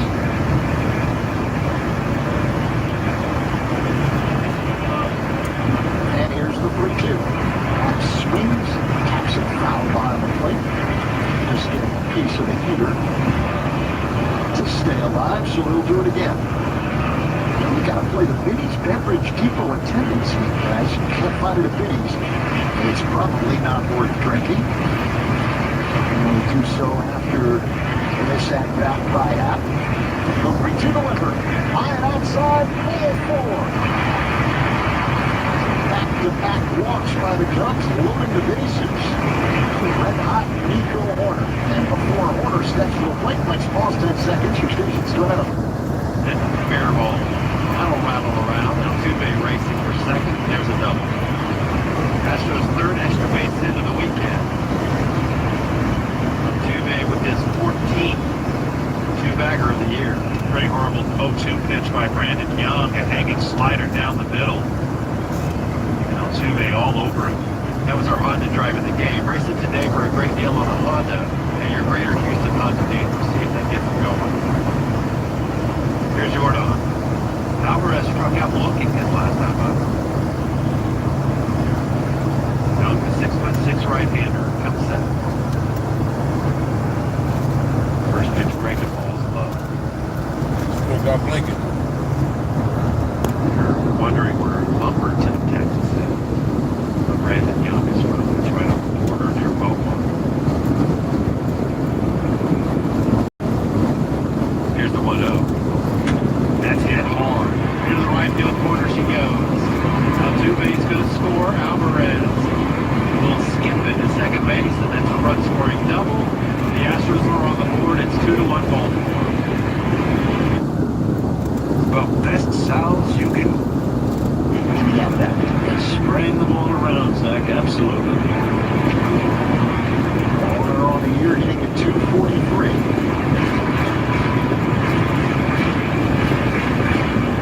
Third, Bregman at second, and half at first. Just one away here in the third.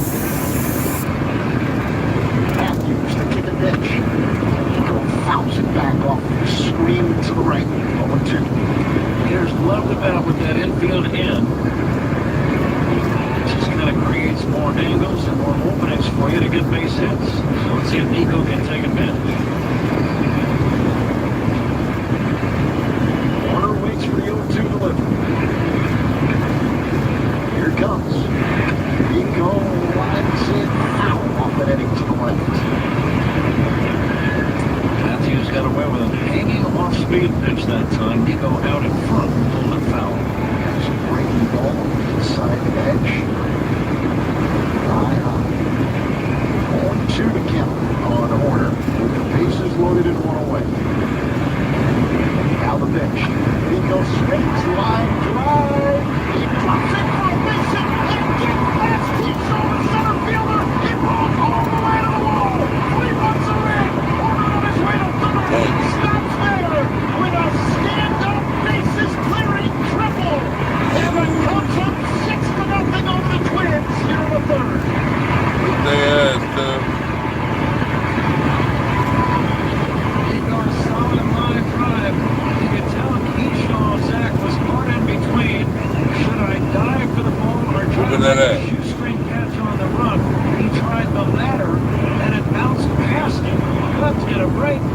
on stage, red hot.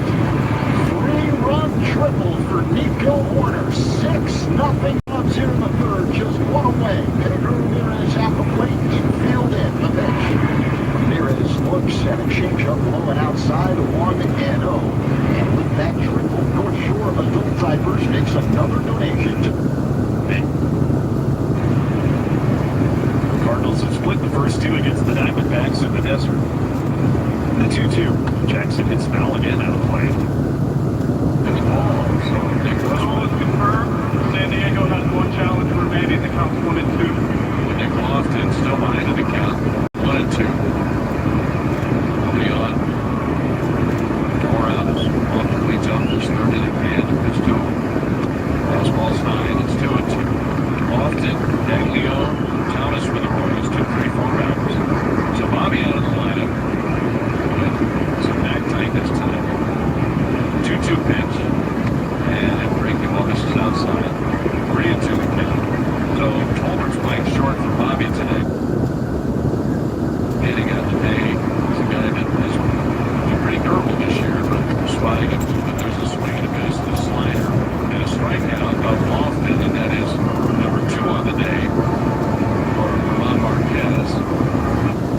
They definitely use the sun to eat that a little bit. Yeah, I mean...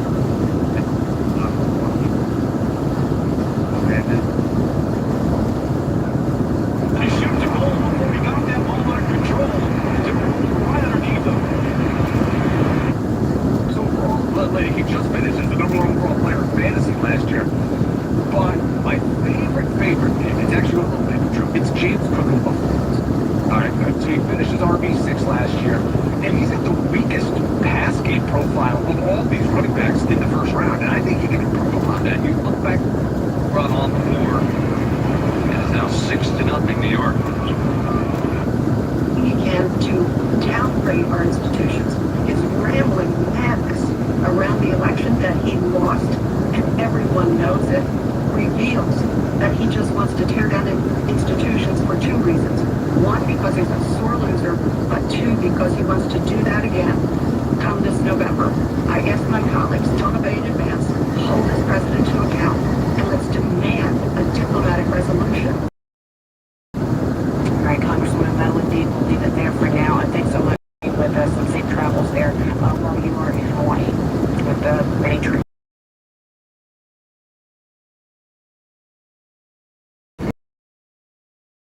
Employed by ICE agents, what critics say following the latest fatal shootings. And up next, the search for a Senate nominee in Maine. A look ahead to a critical week for Democratic voters seeking to replace Graham Plattner and unseat Senator Susan Collins. Will them to win like 10 or 11 games. No. And they went up a zillion home games in a row. Play. She called it 3 times this series. He was in the starting lineup in game 1. Batting 7th, but 1 for 3 with a double and a run scored. Cawley swings and misses, went under a high limb. 0-2.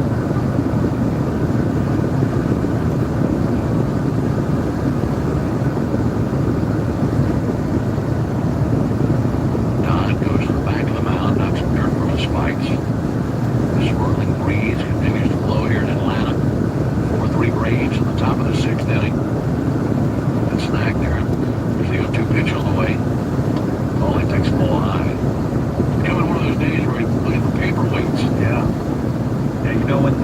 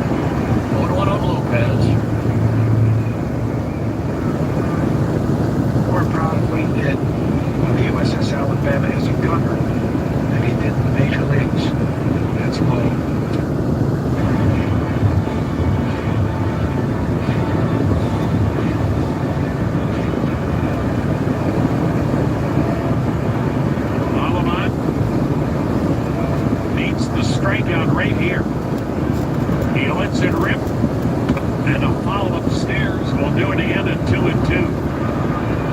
Henry Davis, former #1 pick in the draft out of the University of Louisville. Boy, there are a lot of Louisville Cardinals in Major League Baseball. Man. Foul on the set. Here it goes. Swung and hammered to left down the line. Off the wall, foul, not by much. A BB off the bat of Henry Davis that was just fouled down that left field line. And Davis a slow walk back to home plate. Pirates with a 3-1 lead, 6th inning.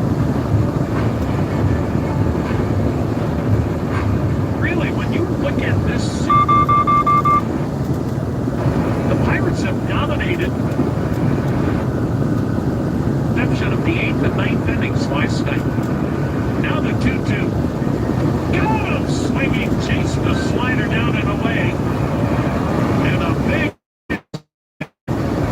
Henry Davis not happy as he leaves the home plate area. Going to the first base dugout, he did not get that runner over to second base. And after he chased the slider in the other batter's box, he took the bat, slammed it on the ground, popped back up into his hand. And here's Billy Cook, the center fielder. Like a left-hander, kicks in the whippers. My pitch misses. ZipRecruiter is the place that's so Glove, foul tip, JT, and he crumbles down the door asking him if he's okay.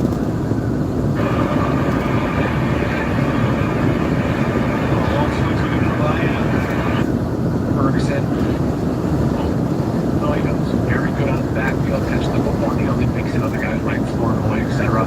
Now he's missed several games each of the last 2 years as well, and he's only had 9 touchdowns combined over the last 2 years. So I'd love to see that target number jump back up for CD to the 130s that if he played a full couple of games. I'm sure we'll be there. 117 targets last year with 3 games missed. I know you had some thoughts on CD as someone you're not necessarily in love with, and he keeps going early in the first round. It seems year after year after year. His ADP is around 1, but he's just simply not producing with that level. He doesn't seem to be, and this is the point of it last week's show.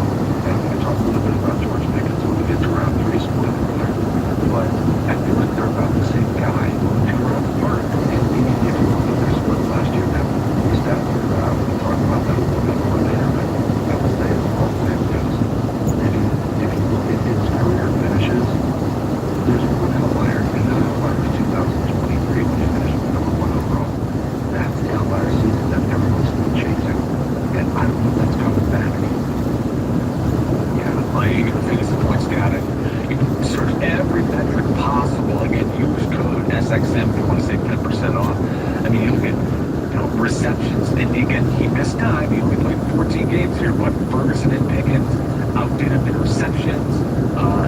Really, if you want to see where did CeeDee Lamb win with the Cowboys, it's targets per route run. But guess what? You don't get fantasy points for targets per route run. You get points for receptions, you get points for yards, you get points for touchdowns. So that's what we get out of CeeDee Lamb, and it just hasn't been there enough to my liking for the past few years. And if I got to spend a first round pick on a wide receiver, I love where you went with Amon Brown. So steady, but boring. People always want one of you lately, or you're on one of the hot teams coming off of your playoff run. And that team threw the ball almost as much as anybody last year. I believe Jared Goff was 2nd in the NFL in touchdown passes. And if not for a 43 touchdown that from Matthew Stafford, I mean, Jared Goff had this quietest, huge quarterback in the history of the NFL. And he did in the back of throwing the ball to Amon-Ra St. Brown. So love that. Would much rather have Amon-Ra than CeeDee Lamb. Well, Drew, we're just getting started here. Let's take our first time out. On the other side, let's get into round number 2. We're talking players that we love and hate in each and every round. We're taking your calls as well. 888-963-2682. Let us know who your favorite picks are. As we just get started here, it's Fantasy Points Weekend on Sirius XM Fantasy. Base is loaded. You can garnish your wager messages, sees your bank account, even... 2 balls, 2 strikes, 2 outs the pitch. And the moment that Alex Tucci was going to ring up Suarez, just blew it. Infield played and pulled Felder out of the windup. Payoff pitch. Swung on and foul tipped off a good bit, and now he's on his hands. Larry, I think. He's going to have a moment to shake that off for sure. France is 0 for 2 today, believe it or not. He's flying right. That means my happy birthday, Joe. She went to a petting zoo today. That's what she wanted to do on her 18th birthday. Got some calves, kittens, and I guess all the things that are in a petting zoo. Which is that she is bouncer foul on the first baseline, stays 0-2. Seemed like an odd request for your 18th birthday, but hey.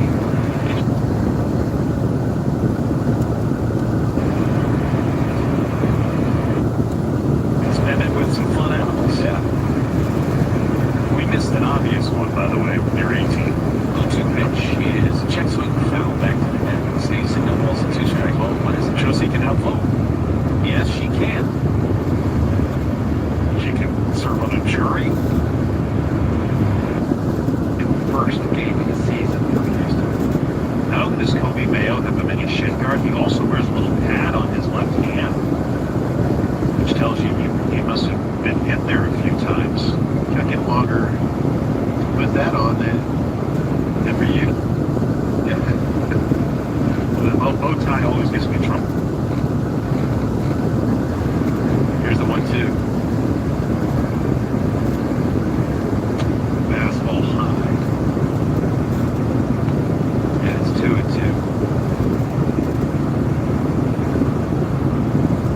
A long swing with Mayo. Want to make sure throw a slider. It's not in the strike zone. That's going to hit speed. It's 2-2. The slider is low. That's 3-2. They send the runner at first base here, Cowser. Pitching swing and miss with Mayo, but Cowser certainly capable of stealing a base. He's running earlier. He's got a big lead. He goes. Here's a pitch, swing and a miss on the curveball, throw down, and it goes to center field. Getting up Cowser quickly, he goes to third base, but there's 2 outs on the strikeout. So it'll be a stolen base for Cowser, an error on the catcher. Diaz for him to get to third base. Not as big a big deal with 2 out. He was already going to be in scoring position. And now you got to get to number 9 there. So 4 stolen bases now. Baltimore in the game. Potter's going to go out of the windup. First pitch to Jackson Holiday is upstairs. So he was as comfortable out in the stretch. Remember that last start in Arlington, we saw Brown switch to the stretch with nobody on base for a little while.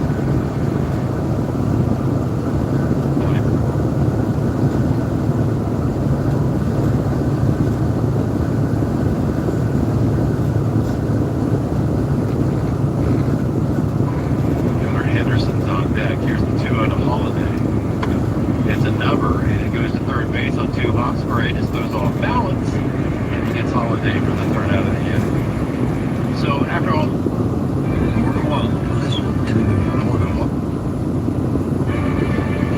All right, this breaking news now, just into CNN. U.S. Central Command just issuing an update on the 2 troops killed and the missing service member in Iran, or actually there in Jordan as a result of the conflict with Iran. CNN Julia Benbrook is joining us now with the very latest. Julia. We are getting new information from U.S. Central Command, starting with that recent attack in Jordan that left 2 U.S. service members killed and 1 missing in action. They now say that they have found remains in that area. They are still looking to determine exactly who is there. There's an examination process going on. They said specifically after a thorough search, U.S. found unidentified remains at the location earlier today. An examination process to verify those remains is still ongoing. Now, then more information related to this ongoing conflict. CENTCOM said separately a U.S. service member in northern Iraq was killed in action on July 18th, so the day after, during a controlled detonation of unexploded ordnance from a one-way attack drone. A second service member was wounded and continues to receive medical treatment for a minor injury. CENTCOM is withholding some information as they work to notify next of kin. These obviously devastating updates, and this comes as the United States has launched 8 consecutive nights of strikes against Iran. There have also been waves of Iranian drones and missiles fired at a widening number of targets in countries with U.S. bases. President Donald Trump, he has been spending his weekend here in New Jersey. He is at the World Cup final right now. We have reached out to the White House for a comment, for any more information on these recent developments. Fred. All right, Julia Benbrook, of course, that breaking news information. When you get more, we'll come back to you. And of course, if we learn any more about these circumstances, we'll bring it to our audience. All right, and now let's take a closer look at the use of force by immigration and customs enforcement officers. This past week, a 25-year-old Colombian immigrant was shot to death in his car in Maine after ICE agents confronted him on his way to work. And in Houston, a 52-year-old Mexican immigrant was shot and killed during a traffic stop, though Homeland Security officials say he was not the target of the ICE operation. The incidents occurred days before the American Civil Liberties Union released a report that says ICE agents use force and the threat of force as default tactics. For more on all of this, we're joined by Noreen Shaw. She is Director of Immigration Policy. 1-1 in the air to left field. To his right now is Langford. He's able to stride that way with the two-handed grab 15 feet from the foul line.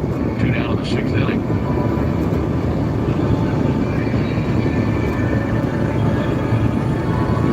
Alongside Darren O'Day and our producer-engineer Jonathan Chadwick, Van Ingram here with you. Coming back during my first year with the WBC 2006, they were asking anybody with a vowel at the end of the name. 5th. On a 1-run game late. George Glenn takes a call strike. Of course, it was a tight game yesterday, back and forth. Braves losing 7-6 after winning game 1, 15-1.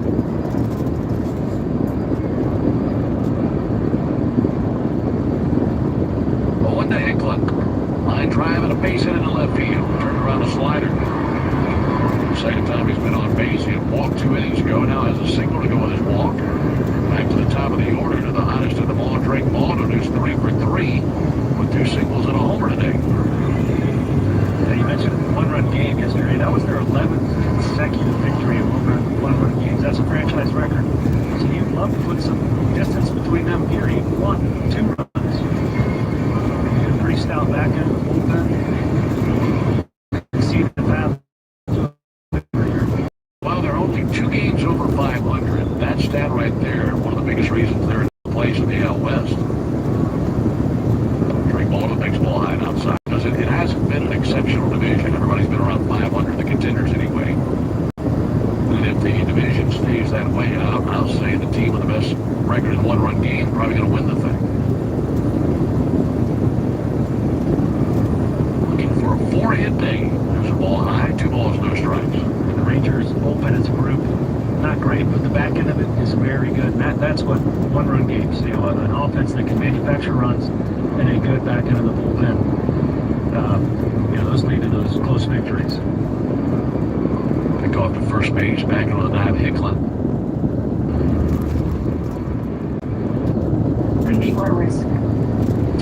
Is it your hope that this report might help influence the White House or DHS policies?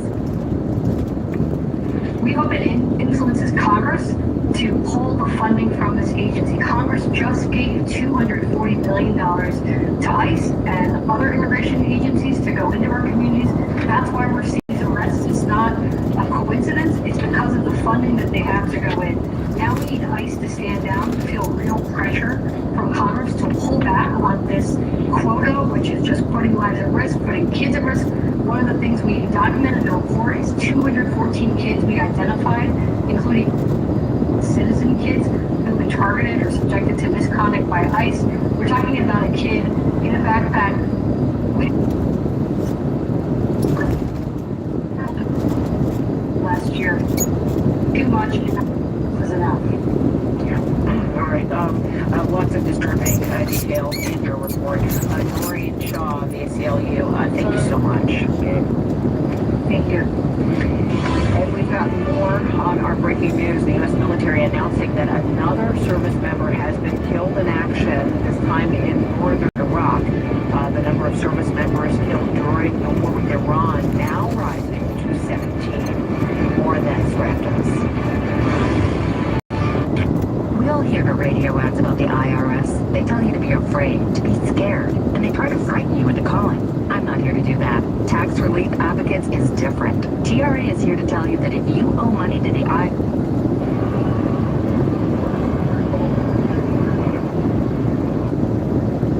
So with that being said, with the 6 kick, I am really big on James Cook this year, and I don't think he's coming back to me in round 2. But having the lost 9 runs, right? He's not. I agree, man.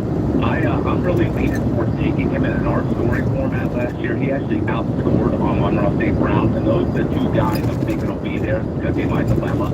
It's pick 6. What do you guys think about taking a James Cook at that point over on Monroe St. Brown? Let me ask you real quick. Do you know if anybody's keeping anyone else in the first round? No, we don't lose. We only, like, I lose the 9th round pick. So wherever you're taking, yeah. So, yeah, so a lot of guys, but all the studs are pretty much there, to be honest. You know, when Rocky, right, being third last year, Smith or whatever it was, he fell to the 9th. And I'm like, okay, I'll take it. And I'll just eat the first, whatever it was, 4 or 6 games that worked out. So that's why I'm thinking, do I go James Cook and hope for Tate Brown? Get on his mind right here. 1-2 pitch. He reaches and misses and a splitter away that just died as it approached the plate. And then at the bottom of the 6th inning, Brain. Great contact. That's correct. Your friends, Brett. Here in the 4th, stopping at second base, Bush. He had a chance to make the play at third, but not limited in his glove. You can get 25% off your oil change. Terms and conditions apply. Visit take5.com for locations empty. It was not a strike. Gary fouled it back. Cal State's 2 balls and 2 strikes. Big crowd here today. We expected there to be a near capacity crowd. That has been the case. We've had great crowds all summer long here in Milwaukee. Here's the 2-2 to Sanchez. And that is a called third strike. Gary's going to challenge it. Swing is outside, and Gary is going to win this one. So Gary will retain a challenge. I'm not even saying the Brewers retain a challenge. Gary retains it again for later in the game. Now Gary has one challenge remaining. Marvin Hudson, our home plate umpire in the crew chief. 3 balls and 2 strikes. Those challenges brought by color windows and doors of Wisconsin. Perez looks in, working from the first base side of the rubber. 1 out, nobody on here in the bottom of the 5th. And the 3-2 pitch. That one's down, and Gary works the ball. So thanks to an assist from the ABS, Gary works the walk here. Ortho ASAP walk, the Brewers have base runner for the 3rd time today against Gary Perez. Quick paint can't wait, walk right into Ortho ASAP. Same day access to specialists. Start getting faster at orthowisconsin.com.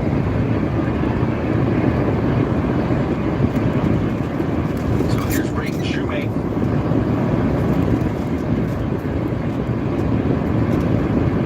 Perez approaching 70 pitches now. Brewers have been able to get a little deeper in some counts here the last couple of innings. The pitch, Shoemake takes a strike with a changeup on the outside edge. It's 0-1. Bottom of the order has been productive here of late. Shoemake had a big day yesterday, went 2 for 3 with an RBI.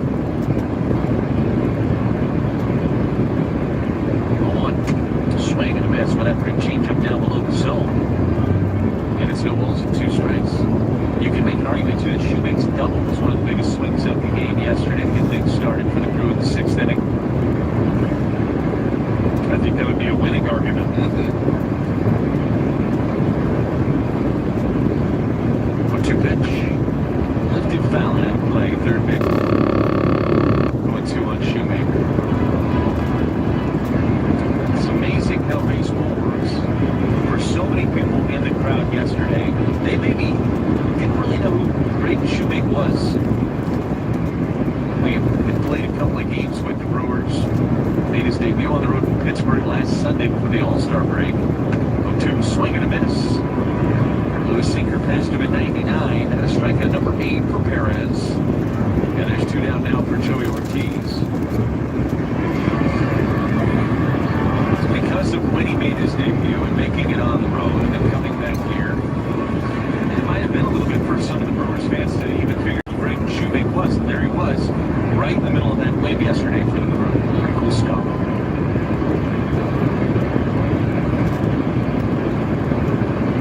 Perez kicks in, delivers the first pitch to Ortiz. A slider in there for strike 1.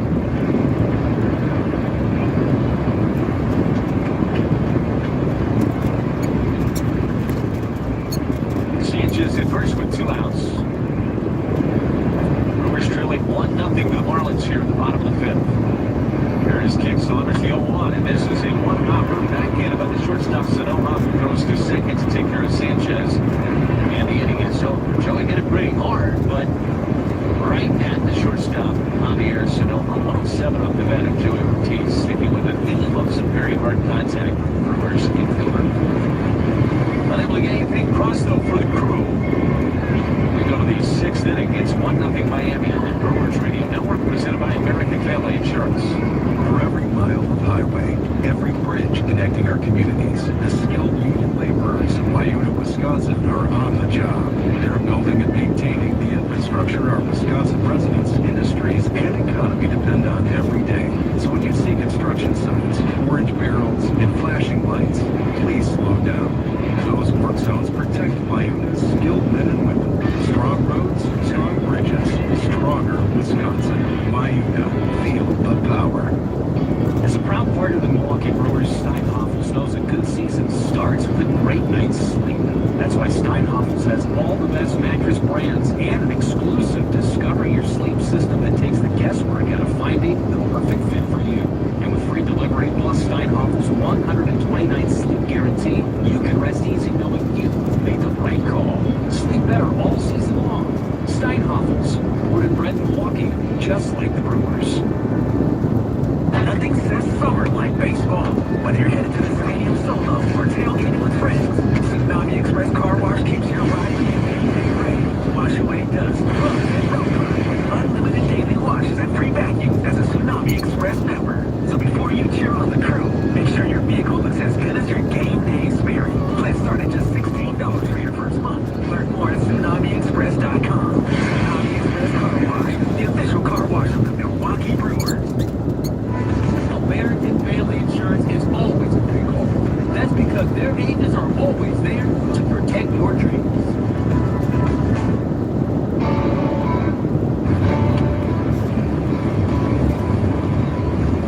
Chad Patrick takes over on the mound for the Brewers as we go to the top of the 6th inning here in American Family Field. The Brewers trailing the Marlins 1-0. Patrick making his 31st appearance of the year, 3.51 ERA.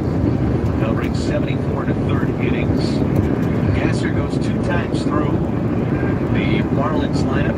5 innings, 3 hits, a run, no walks, and 5 strikeouts for Robert Gasser this afternoon. Top of the order for the Marlins, Xavier Edwards swinging a miss and a sinker at 95. And it's 0-1. Edwards, a switch hitter, so up there left-handed against the right-handed pitching Chad Patrick.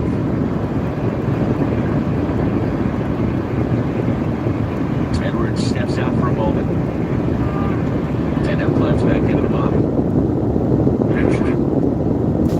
The channel that takes you on the journey through.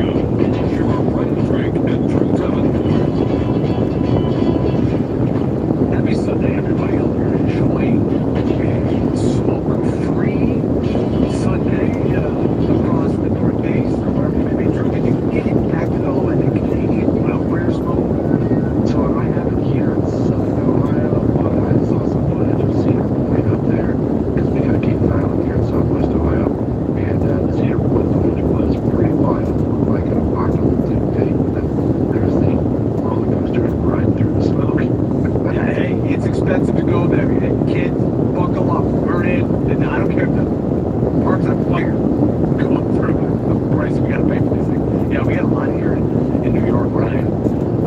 But, you know, we power through. It is what it is. You know, if you want to stay inside, just listen to some Sirius XM Fantasy Sports Radio, do some mock drafts, get ready for the season. And if you're getting ready for the season, you're formulating takes, maybe your favorite players in each round. That's what we're doing here today on the program. By ADP, each round favorite and least favorite player. We're up to round 3. Drew, who's your favorite pick in round number 3? Well, I did some foreshadowing for y'all earlier, and that was George Pickens. Because my take all along this the more I looked into the numbers between Lamb and Pickens, my take all along this offseason has been they're pretty much the same guy. Now I know it's a fairly small sample size, so I'm hoping to be wrong on this, but that's how I'm operating going into my drafts right now. Because last year I looked up the fantasy points data on the first read target percentage. That's really a good indication of how useful a fantasy wide receiver is going to be is when it's the quarterback's first read. And so that first read percentage, I looked up it, and the number of targets on first read was Pickens at 65 and Lamb at 73. So Lamb is still the 1A, just barely. But look, George Pickens finished as a wide receiver 6 overall. Now I know I believe he was a wide receiver 11 in points per game. But the guy that I was worried about last summer doesn't seem to be the same guy that's in Dallas. So maybe he was just really happy in Pittsburgh. I don't know. But he's even got a contract situation kind of under the surface a little bit with them franchise tagging, whether or not he keeps saying the same thing. And it's a very mature response. That's what we want to hear from a guy like George Pickens. He says, I'm focusing on football. I'll work the contract's going to work. It's all about it's going to happen. I'm focusing on football. That's what you want to hear. And so if you're telling me that I can basically get 95% of CD Lamb's targets in round 3 for an explosive guy, look, Drake, I don't know what you think about Pickens, but he feels like a kind of guy that can just go there at any moment. And that's kind of what I want my team, especially in the third round. I had Pickens last year on a team or two, and actually I got Pickens in a trade with that Brian Thomas Ashton Jesse deal I mentioned earlier on the show. Here's the thing is Pickens went in the tank for the most part down the stretch. You know, he had that huge week 16 where he went 9 for 1, or you know, went 7 for 130, he had a touch on 9 targets, which was great. But the weeks before that, he didn't really do anything. Fantasy championship week, 4 for 78. Thanks for the 11 points. I just had a conversation with Adam Schefter. It's going to drop on Fantasy Points podcast on YouTube on Monday. And we asked Shefty about this Cowboy situation, and he kind of insinuated, he's like, well, listen, I don't necessarily know if a guy who's worried about a contract, is he going to sit out? I also know my ankle hurts with 5 games left in the season, or he's taking it easy, maybe he doesn't want to run as hard in the middle, doesn't want to get clobbered. And my ears perked up when I heard that from Mr. Schefter. So, I don't know. Pickens to me seems like that kind of guy who would do that. All of a sudden it's like, it's week 14, my ankle hurts, and I'm going to sit out for a few weeks because I want to get paid. It wouldn't shock me at all. If they're 6 and 7 or whatever at that point, you know. And yes, as an Eagles fan, I can only hope that that's the case. My favorite player in round 3, Rashee Rice, someone that you've talked a lot about in your legal threads at Drew Davenport FF on the Twitter machine. Listen to 8 games. He led the Kansas City Chiefs in route share, targets per route run. He's by far Patrick Mahomes' favorite receiver on 3rd down. And he averaged 18.8 fantasy points per game last year. The year prior, only 4 games, he was over 16 points a game. Okay? Guys scored 5 touchdowns in just 8 games last year. And this is a team that has no one to throw to. You've got Rashee Rice. You got a bunch of guys doing cardio on the outside, and then you got Mr. Taylor Swift, you know, with a refrigerator on his back, running around over the middle. Like, Rashee Rice has top 5 PPR upside, and you're getting him in round 3. He plays with Patrick freaking Mahomes. What are we talking about here? I'm clicking the buttons on Rashee Rice every single time around. You certainly paint a picture for us. We have a bunch of guys doing cardio, and Travis Kelce with the refrigerator on his back. Yeah, I don't disagree. But Bob Ross up here, the Bob Ross of Fantasy Sports Radio. I'm happy with Rashee Rice here. Well, I like Rice, and I've been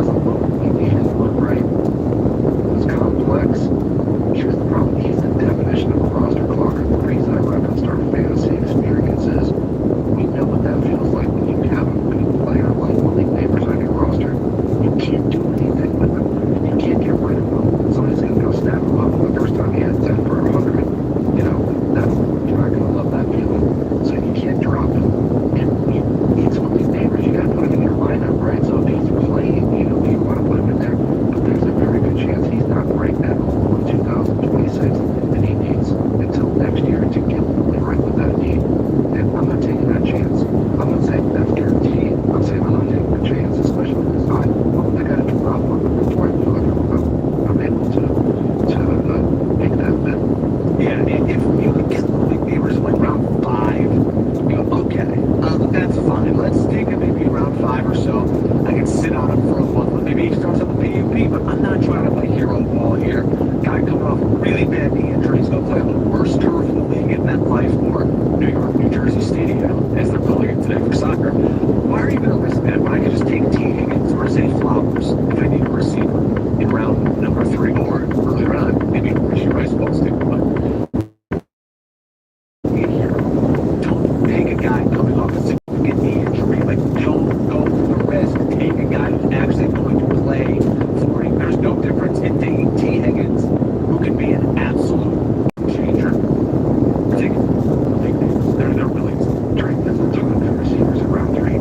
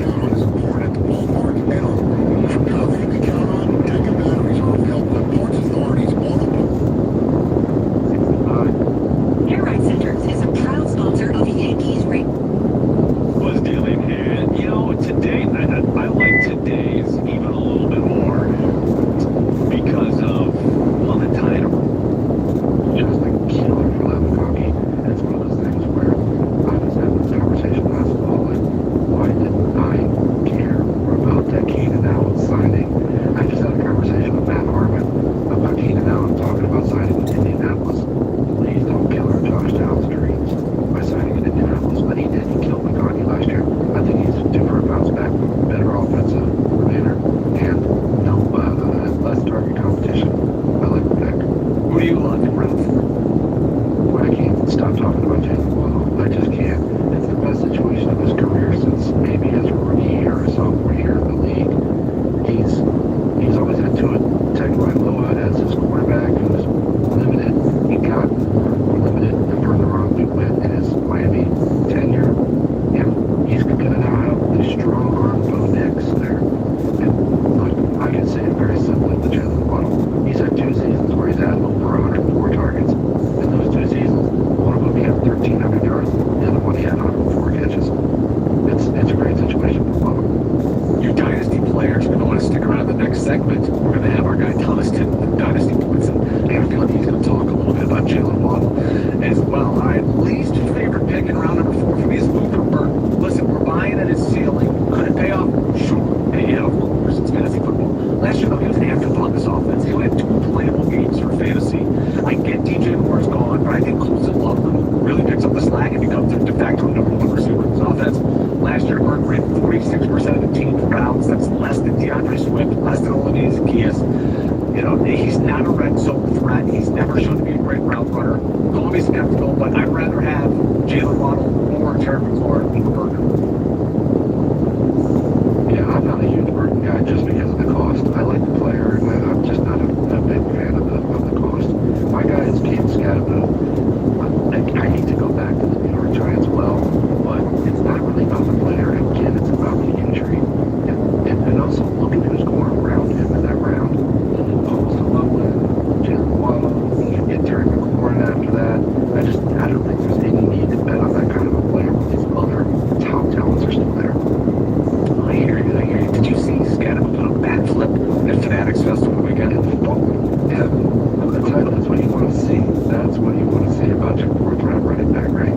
Oh my God! I can just imagine John Harbaugh just cringing and crying this right now. On the other side, there's a little Dynasty fantasy football, and our guy Thomas Tittle from Dynasty Points. So don't go anywhere.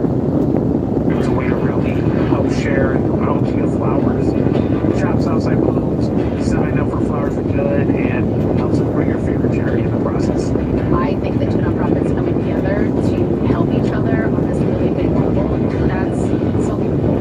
For Keelan, it's another example of the power of flowers. It just really makes me feel good to see outside bloom blossom. That does feel good. All right, to learn more about Keelan's work or to nominate your hero, go to cnn.com/heroes.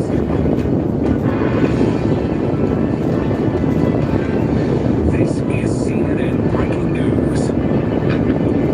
Hello again, everyone. Thank you so much for joining me. I'm Sabrina Whitfield in New York, and we begin with breaking news. Moments ago, the U.S. military confirming the death of the 17th U.S. service member in the U.S.-Iran conflict.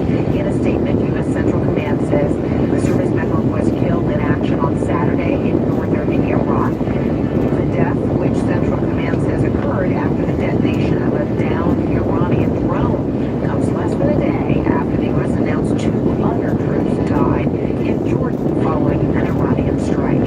And we're covering this from all angles. CNN correspondent Julia Benbrook is in New Jersey, where President Trump has been spending all weekend, and CNN international diplomatic editor Nick Robertson is in Jerusalem. All right, Julia, you first. What more are we learning about the death of this service member? Well, just a day after U.S. Central Command announced that 2 American service members had been killed during an attack in Jordan, CENTCOM is now saying that another American service member has been killed in action, this time in northern Iraq. I want to pull up that statement for you now. They did provide a few more details, saying a U.S. service member in northern Iraq was killed in action July 18th during a controlled detonation of unexploded ordnance from a downed Iranian one-way attack drone. A second service member was wounded and continues to receive medical treatment for a minor injury. This brings the total number of U.S. service members killed during this now nearly 5-month-long conflict to 17. And again, this came just a day after those 2 American service members were killed during the attack in Jordan, and another service member was categorized as missing in action. They provided a bit more of an update there as well, saying that remains had been found in that area, but the examination process, the verification process is still ongoing.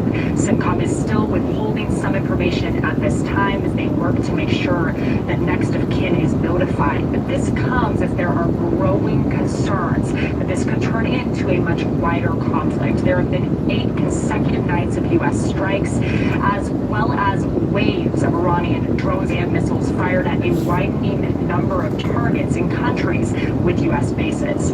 President Donald Trump, he has been spending his weekend here in New Jersey. He is currently at MetLife Stadium watching the World Cup final, a time where eyes around the world are not only on Trump but on the United States. And while all of this is escalating, we have yet to hear from him publicly on any of these deaths. Following the deaths of the 2 service members in Jordan, he did speak with News Nation saying that this is very sad, it is in service to our country, but then he reiterated what he's been saying throughout the conflict, that Iran cannot have a nuclear weapon. So a lot of questions about our YouTube and our SEO. It just catches the outside corner for a strike. Shep didn't think so.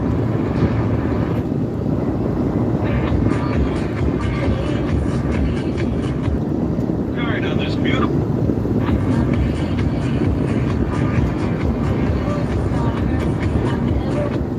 The final game of the 3-game series. How do you get it? Maybe just a step too far away. Great route, great pursuit. Try to give everything you can for his pitcher, Dylan Lee.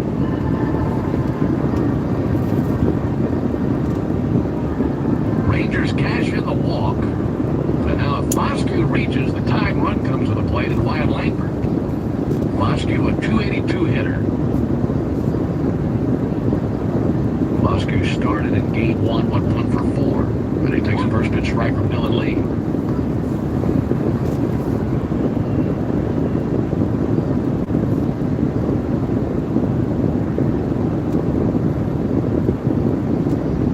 Second, Higashioka takes a lead. There's a call, strike 0-2 on Foscue. And now an ABS challenge here coming from Foscue. Rangers use this challenge. ABS tells us that this is a ball.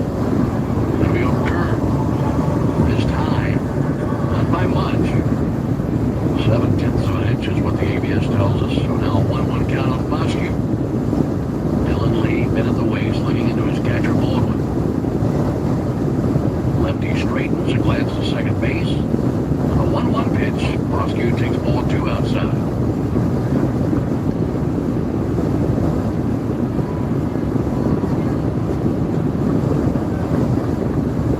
Peterson had his day in as he went 2 for 4 with a single and a double. 2-1 swung on, missed. Looking fastball 93. But with a lefty out there, they're not going to have Peterson out there to face him. So they call upon Foscue. Rangers hoping for a base hit right here. They just had a double from Higashioka.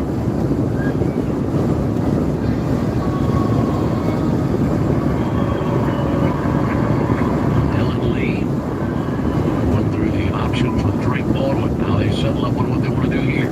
2-2 pitch missed outside with a fastball. Dylan's fighting his command today. And that 4-pitch walk to call, he ended up costing him a run. Just hasn't looked quite as sharp coming on the All-Star break the last 2 days. Shook off Baldwin. Now he settles up on what he wants to do. And the 3-2 pitch fouled back into the straight went heater. Yes, he shook off the slider and went to that fastball. That's a fastball. 2-2. Braves 7, Rangers 4, top of the 8th. Foscue steadies the bat. And the 3-2. Got him swinging for strike 3. Went back to the fastball. That time able to put it where he wanted. .com today. The Red Sox beat the Rays 6-1. They win 4 in a row against the American League leaders. Runs, 10 hits. And it's not one guy, Rosie, who gets 1 through 9. There's no question. And it's the young guys, it's the 2 veterans that have really helped Brandon Lau and Ryan O'Hearn, but some young hitters too.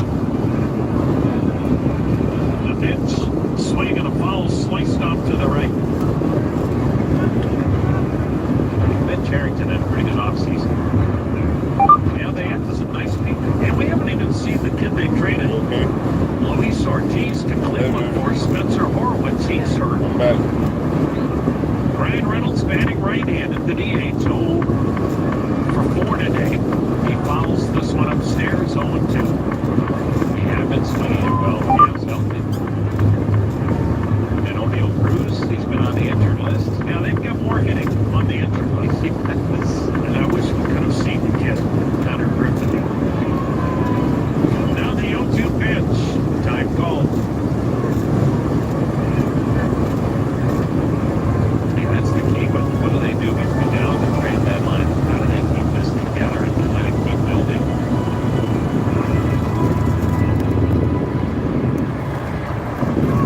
Well, can they? Here's the set. Here's the 0-2 pitch. Strike! 3 called at the top of the zone. Reynolds out looking. Third strikeout for Will Diaz. So Pittsburgh has the second longest playoff drought in baseball. 2015, the last time they were in. The only team that's missed postseason for a longer period of time, the Anaheim Angels. 2014, the last time the Angels were in. First ball swinging, Valdez fouling it back, and the Angels aren't breaking their drought. No. Leo Baez at second, Addison Russell at short, and Chris Bryant at third.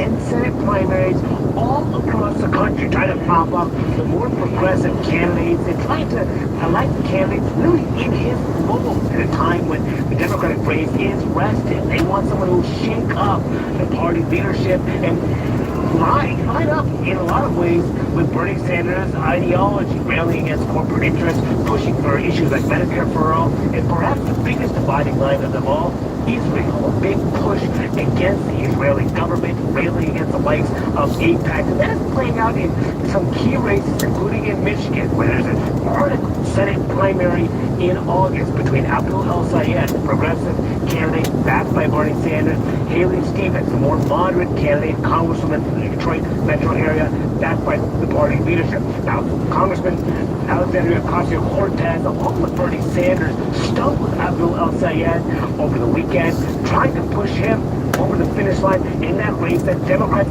absolutely must hold that seat if they have any chance at winning that power in the Senate in November. Now, he is basic precedent from the likes of one congresswoman from Michigan, Hillary Scholten, who told me that Bernie has endorsed some flawed candidates recently. I think it's really important to look at the judgment that has been exercised.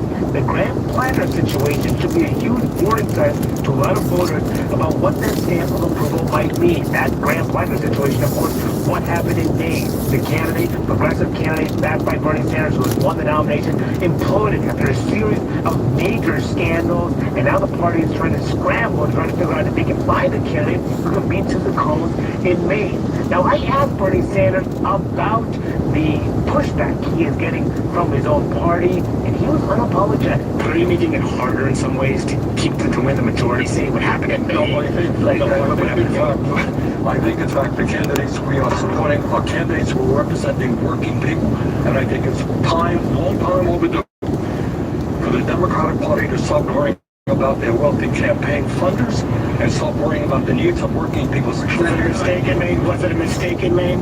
I don't think people have really made the forceful case outside of his identity, to be honest with you. And I don't accept that. I don't accept... Being Muslim? Yeah. Now, the last comment from Alexandria Ocasio-Cortez talking about Abdul El-Sayed, saying that she has not heard any real rationale against his candidacy. She views him as the most electable in November. That electability argument is something that has come into a head in a number of key races. There was a confrontational vote call we have learned between Hakeem Jeffries, the House Democratic leader, and Bernie Sanders from earlier this year, in which Sanders, along with Gregory Meeks, a fellow Democrat from New York, who was on that call, were telling Sanders not to meddle in some key primaries in the House, including one involving a North Carolina congresswoman who was a member of the Congressional Black Caucus, someone they did not want to see defeated in a primary. But according to Gregory Meeks, he told us, quote, he seemed not to care, referring about Bernie Sanders, who is continuing to push his candidates who Democratic leaders fear. It's costing them millions of dollars in very expensive primaries, and may lead to candidates who may not win over swing voters in November. What's going on, Andy? Ain't nobody sleep. All right, thanks so much, Manu. All right, Wisconsin is one of those states where Democrats are divided on what kind of candidate to nominate. In just over 3 weeks from today, primary voters in Wisconsin will head to the polls to pick a candidate to replace outgoing Democratic Governor Tony Evers. Well, this past week, Democratic Lieutenant Governor Sarah Rodriguez, a front-runner for governor, unexpectedly dropped out of the race over issues with her campaign financial reports. And after she departed, Milwaukee County Executive David Crowley jumped back into the race and quickly grabbed the endorsement from the governor. He will now face off against Democratic Socialist Francesca Hong and another progressive. Joining us right now to talk more about the race to be Wisconsin's next governor is Charles Franklin, and he is the director of the Marquette Law School. Paul, Professor, great to see you. Good to be here. All right, so help us understand where the governor's race stands in Wisconsin, because it seems like, you know, a real doozy here ahead of the August primary. It has been a wild week here. Francesca Hong, the Democratic Socialist, has been leading in most of the polls all year, but with a very large percentage undecided. So while she's legitimately called a front runner, she doesn't have a large enough margin to set aside the possibility that those undecided voters come in. The more party establishment folks have been worried that a Democratic Socialist can't win in a deep purple state like Wisconsin, as opposed to their successes in deep purple New York or the Denver congressional district recently. And so the party has been scrambling to find an alternative. And this week, with Rodriguez unexpectedly falling out of the race and Crowley re-entering, the party's trying to find an alternative to Hong, while Hong continues to be leading in the polls.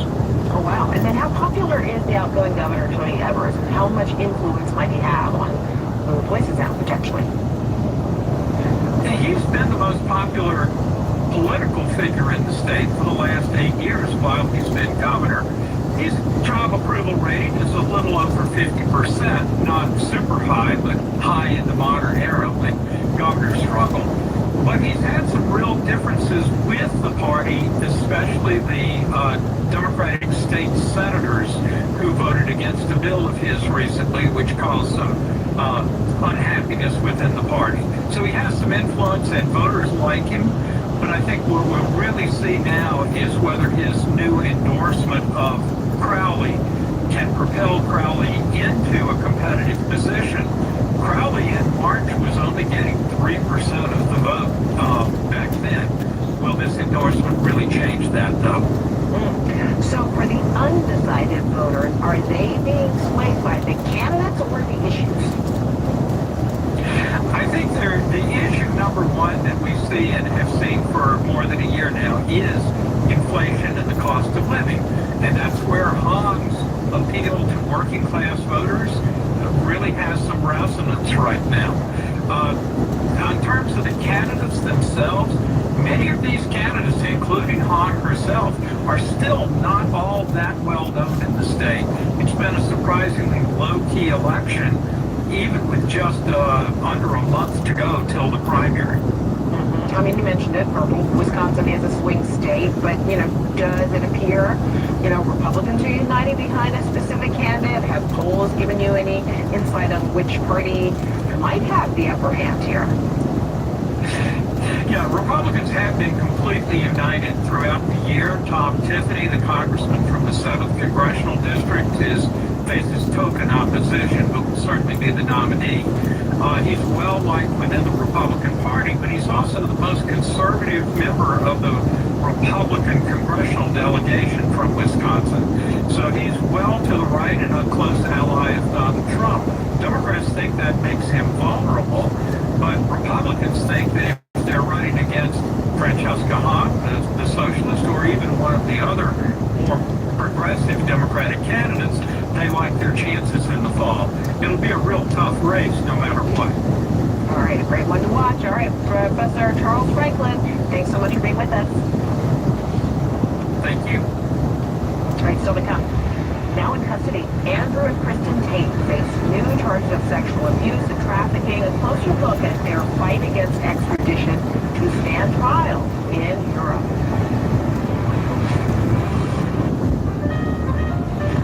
Vision just met its match with Robinhood. You play for the win, not just on game day, every day. Channel that drive into your money. Robinhood puts you in control, all on one platform. You expect more from yourself. Expect more from your money. Get started today at Robinhood.com/yourmoney. Again, that's Robinhood.com/yourmoney. Your money, your money.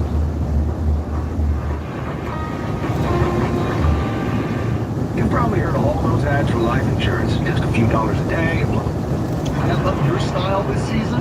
Onward Reserve, a proud partner of your Atlanta Braves, has everything you need. Brave new swimwear, boxers, polos, and tees. All the great styles to keep you looking sharp. Whether you're at the beach or cheering on the pitch. Right, London. Of course, across the Braves country, you're never far from products made for the A. If you can't visit us in store, check us out online at onwardreserve.com. For game-changing performance on the field to getting things done around the house, tours make a difference. And when it comes... Williams Auto Insurance, not available in all states or situations. When you open a Corolla...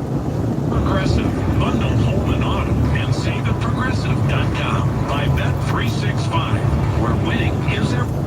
Opponents are sponsored by Sloan, the official water efficiency partner of the Chicago Cubs, and leader in smart water and commercial restroom solutions. Learn more at sloan.com. Nick Warner swings and misses.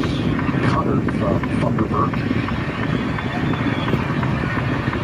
So 0-2 to count on Nico. Who's 2 for 3 in this one with 4 runs batted in. 3-run triple in the third, Riddy single in the fourth. Lefty-righty matchup. Thunderbird deals. Nico fouls it back off the screen. 0-2. A reminder that all reviews in this game are... Deep in the heart of Texas.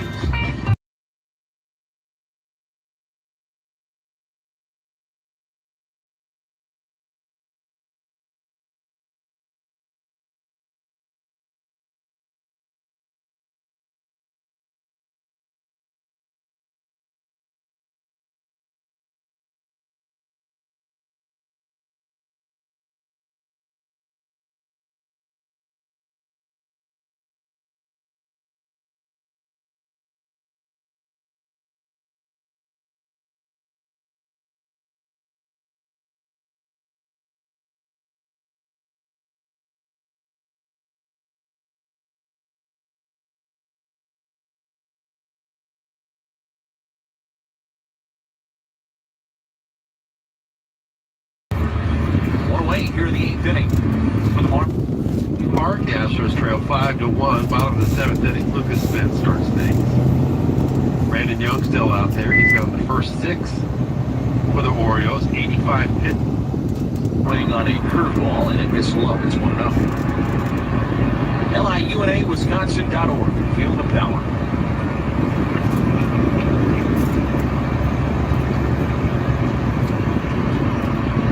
First pitch to Xavier Edwards is lying foul and out of play. First base side, it's 0-1. Excuse me, 1 ball and 1 strike. Edwards, the switch hitter up there, right-handed. Against the lefty Ashby. 0 for 3 today. And 1 for 11 in the series. The pitch. And there with a strike. And it's 1-2. Sinking fastball at 97. Ashby pumping strikes so far in this outing. 7 pitches into it.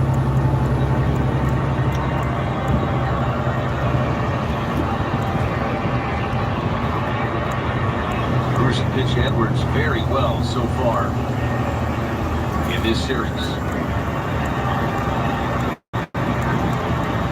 1-2 pitch. Bounced that one in the dirt with the curveball. And the count is even at 2 balls and 2 strikes.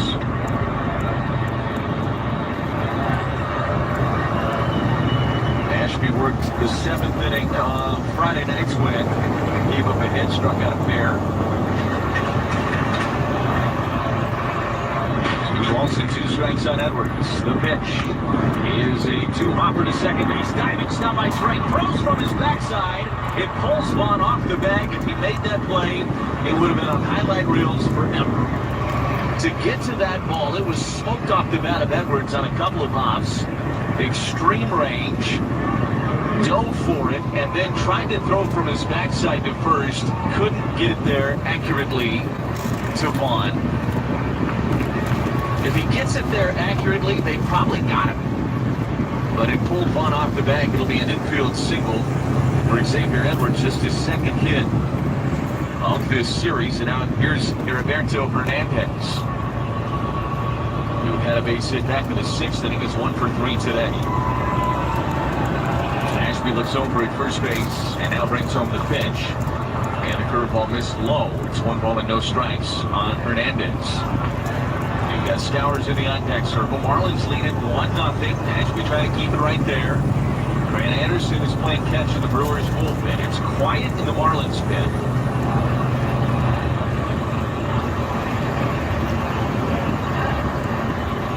And the 1-0. And nailed the outside edge with a sinking fastball at 97. It's 1 ball and 1 strike.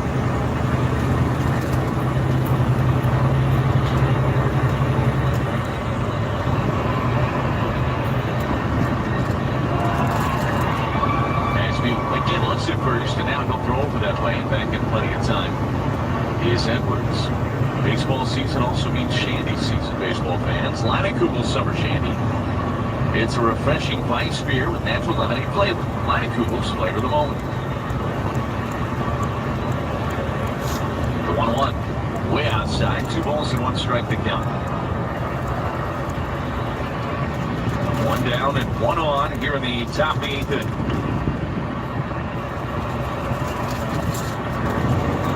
Ashby has been leaned on a lot over the course of this year for the Brewers. He has answered the call most of the time. Tosses to first, uses another disengagement, so both have been used now on Edwards over there at first base. Stays at 2 balls and 1 strike. This is the 47th outing of the year for Ashby. 12-2, 3.49 ERA. 12 wins, of course, leads the majors. There goes the runner on a delayed steal. It puts the brakes on, and this ball is smacked into left for a base hit by Hernandez. So 1st and 2nd for the Marlins.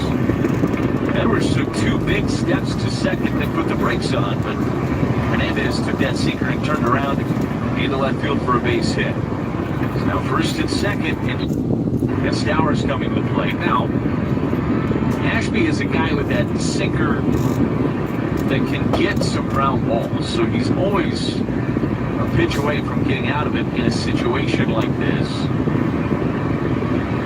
He can use that right here. First pitch. And Stowers took the slider down the way. It's 1-0.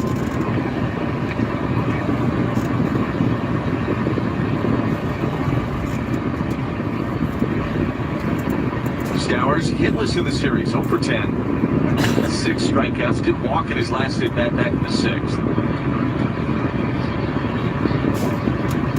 Ashby brings home the 1-0, and this is a ground ball to first base. Backhanded by Vaughn. He'll flip to Ashby covering. Beats Stowers to the bag for the second out. That was not a double play ball. Both runners move up 90 feet, so now the Marlins with runners at second and third and 2 away. Boy, those are 2 big insurance runs for the Marlins. A very big at bat coming up here for Javier Sonoma. This is a pivotal moment in this game. Brewers want to win this game. They need to keep it 1-0 against a good Marlins bullpen here. Contreras on his way out to talk with Ashby. Sonoma, right-handed hitter, so you do have the option to go get Grant Anderson if Pat Murphy wanted to here. Trips to the mound presented by Potawatomi Sportsbook with wall-to-wall screens and dining at over 95 kiosks. It's a fan strain. Potawatomi Sportsbook become a legend. It would appear they've got to stick with Ashby here. Against the right-handed hitting Javier Sonoma. He's 0 for 3 today. He is 2 for 10 in the series. You've got Edwards at third, Hernandez at second, and again 2 outs. Marlins with a 1-0 lead here top of the 8th inning. It's Ashby. Down to the stretch. Comes set and the pitch. Swing and a miss.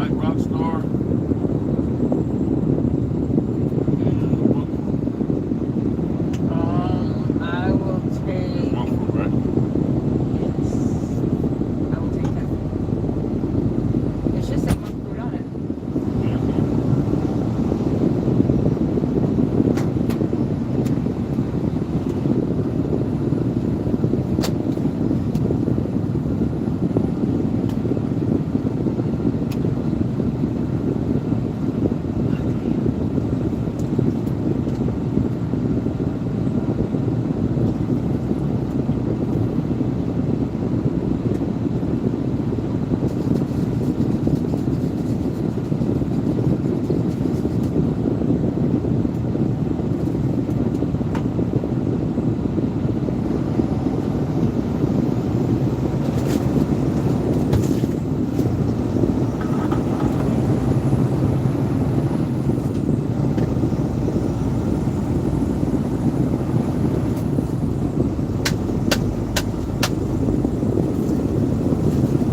Don't fill it all the way up with ice, because then my drink won't fit all the way in there.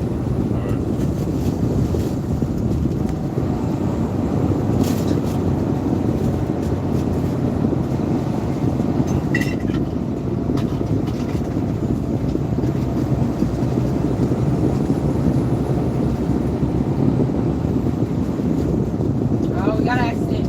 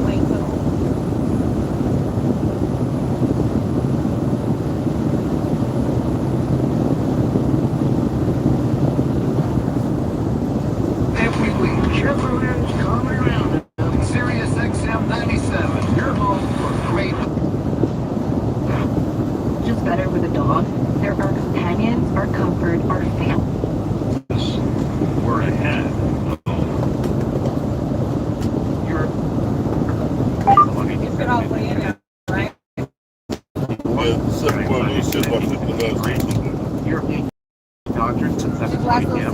Yankees on Sirius 208 XM on 75:59. Dodgers on Internet 854. National feed on Sirius Internet channel 59. Spanish feed on Sirius 209. XM on 76 and Internet 87 for 24/7 coverage of Major League Baseball from day one of the regular season to the final pitch of the World Series. Keep it locked on Sirius XM and MLB Network Radio, channel 89. I'm Frank Kraken from MLB schedule for Sunday, July the 19th. After Eastern, and please remember, all games back to the at SiriusXM.com for the update. Major League Baseball, Toronto Baseball, Top White Sox, 4:15 p.m. Is on Sirius 208, XM on 75 and Internet 8. White Sox on Internet 26. Miami Braves and Rio Grande Rangers, up on 35 p.m. Braves on Sirius 209, XM on 76 and Internet 822. Rangers on Internet 867.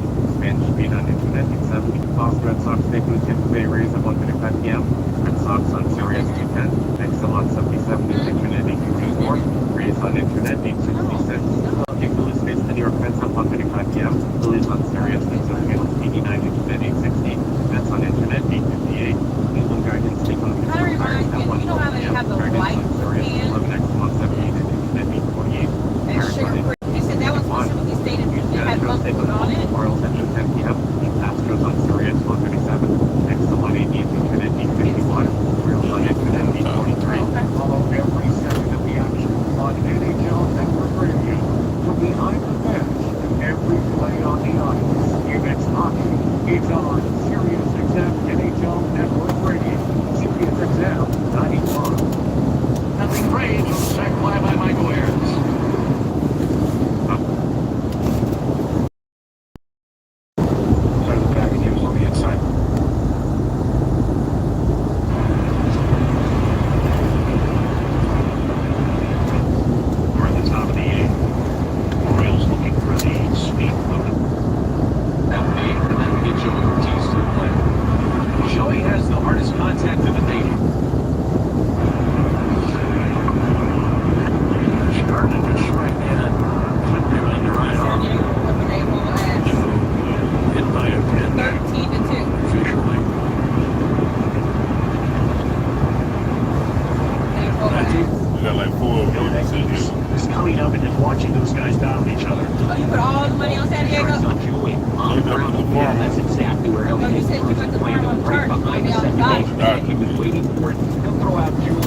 Every time I see them too.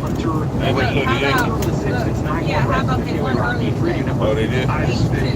In baseball, winning takes toughness and preparation. That's how Dan Capless Law approaches every case. They go to trial and win. Proud partner of the Colorado Rockies. Learn more at dancaplesslaw.com. So you heard them use that Colorado.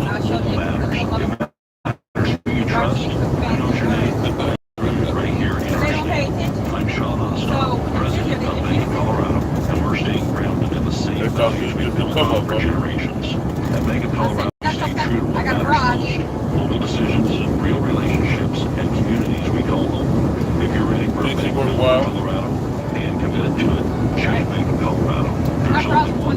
Member FDIC.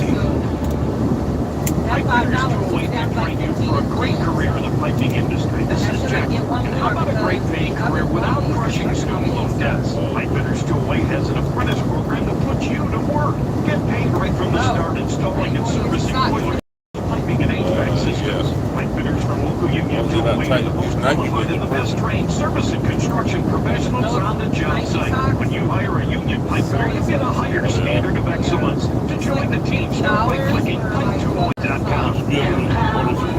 Black Sox. Make sure they big. After wanting one for years, Kevin is finally enjoying his new hot tub. This is the life. He worked with a power to help him get good at money, so now he can be a little bad. He's a likely guy, or oversized guy as well. Kevin's phone may be in hot water, I think that on sometimes his finances aren't. material like the And that's why, little, start today at empower.com. The compression socks are supposed to help with blood flow in your legs.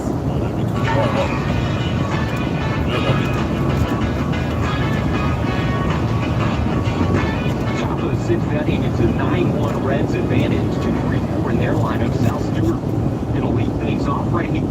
They go, do I have the leg room to get of this wall, it's all field, you know, Ryan Waldschmidt, which one of my friends from Croc.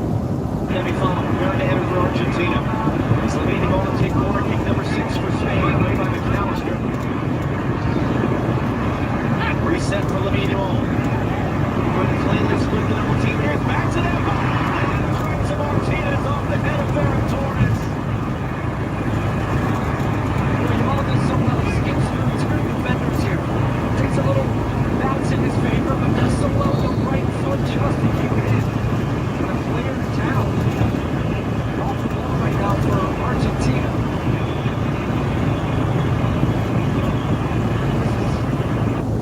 Two leagues, actually 3 leagues, one's online. 2 leagues live in the Pro Football Hall of Fame. We have the Queen's Classic in the Pro Football Hall of Fame. We have the IDP Classic going on in the Pro Football Hall of Fame. The Mets walked 7 times. They also got hit by 1 pitch and some 14 hits to go along with that. So a lot not going right here this afternoon. The result is 6-1. Lost to the Mets. Yeah, the 2 losses the Bills had in this series, they scored a total of 2 runs on 10 hits, and the 2 lost. From all over the world, and they have gathered right here in Times Square to take it all in. Huge save from Argentina just now. You can see the crowd is getting excited. But this is what it's about. Everyone coming together to celebrate, to watch, to take in the culture, to take in the culture. That's what the Bills will do. We'll be back. Taking the lead, it's Terry Davidson. It's a WSL game of the week. Portland versus Ghana Friday. It's quality arms all the time. Here comes the 0-2. There's a strike on the inside, corner 1-1.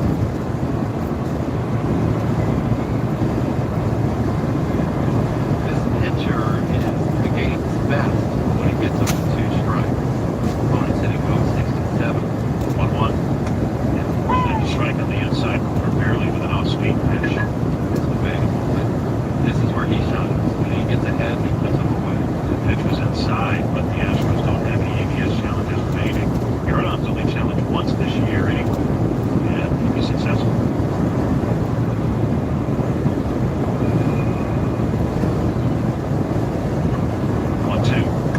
It's popped up. Third base side foul territory. Racing over is Mayo in the foul ground, and he makes the catch. That's out number 1. 2 for on that 1-4. Here's Isak Paredes who 1 for 3. Second back at the 6th. Marlins in town next. Beginning tomorrow night. 7:10 first pitches for all 3 games, Monday, Tuesday, and Wednesday.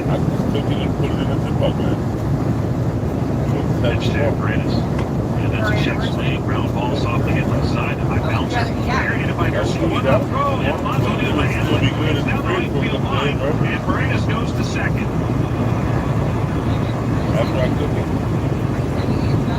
Tremendous play to get to that ball by Garcia on an excuse me bouncer. I'll go get you a taco bill. But his throw getting to Alonso on 1 hop, and Alonso good backhanded, reaching to his right.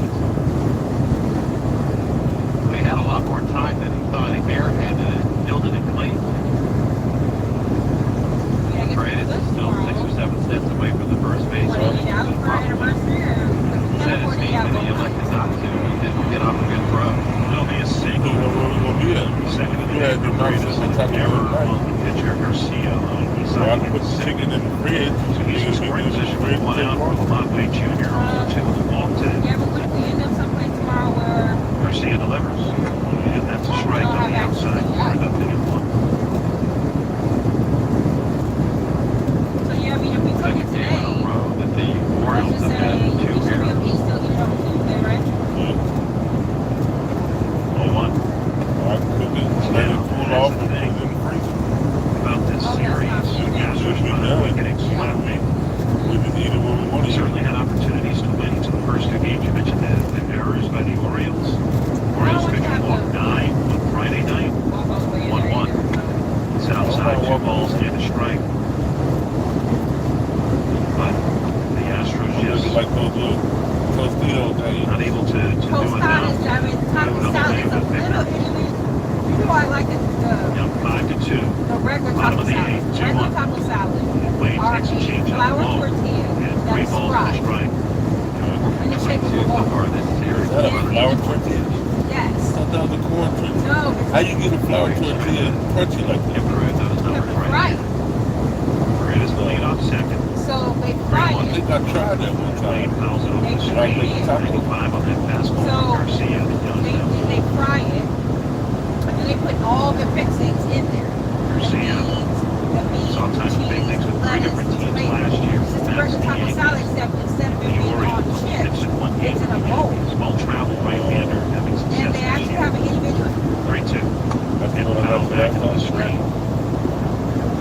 So we'll do that. I'll cook This is the 6th big league season for Garcia. It's so flaky that what I do is I just break it off And the Orioles and then dip it on the are the 8th different big league team he's pitched for. what's inside of my whatever's inside my taco salad. It's so good. 3-2. Foul again over the screen. You had your eyes closed when you eat that. Yeah, it was good. So good. So good. Because the regular taco salads are really super big. You know what I'm saying? So for $5-6 it was worth it. And not too many places carry taco salads. Brandis edges off second. Another 3-2 away. And that is strike 3 call in the inside corner. Wade goes down looking. 8-pitch battle. And They have Garcia gets that the punch out chips 2 and away. dip supreme, which is really good, but I'm not going to have that today. Fastball in the I'm just going to have it. inside corner basically for Wade, even if you run it to town. Chicken flatbreads. The Astros are out of them. Those are really good. So Brandis still at second, 2 out for Yannick Diaz. What is it? Great. It is chicken, 3 different types of Garcia with the cheese, delivery. And Diaz back in the outfield throws out Diaz at the side on a is soft retired. flatbread. Astros strand a runner. They get a run on Altuve's homer. And It's like a tortilla. 8 innings Like a at chicken ninth finger? apart. Orioles 5, Astros 2. Is it fried like a chicken finger? Or No, it's like oh, the cube chicken. It's like a chicken taco or whatever. So it's cube chicken with the cream cheese and chipotle sauce. And a flatbread is like a fluffy soft tortilla. Super soft and super good. Like some everything. I thought it just would taste like cream cheese chicken flatbread and I think you took a bite of the first time that I had it. yeah, I did. Yes, forget about it. It's not right. It still is. The all-electric Lexus RZ. Because the greatest measure of an automobile is how it makes you feel. Experience amazing at your Lexus dealer. And then tomorrow, or definitely by no means, that's where we lost it. Meaning SeatGeek is the official ticket marketplace. The official ticket marketplace. We're going to be up by Junior, so. Whether you're buying or selling tickets to Stroh's games or any other live event in Houston, SeatGeek makes it easy to buy tickets so you can be a part of every home team win. Two water got to watch it dry though. Marketplace on the Yeah, go ahead and watch those runs. Oh yeah, huh? You know, put our rug in there. Our rugs in there with the with our tabs.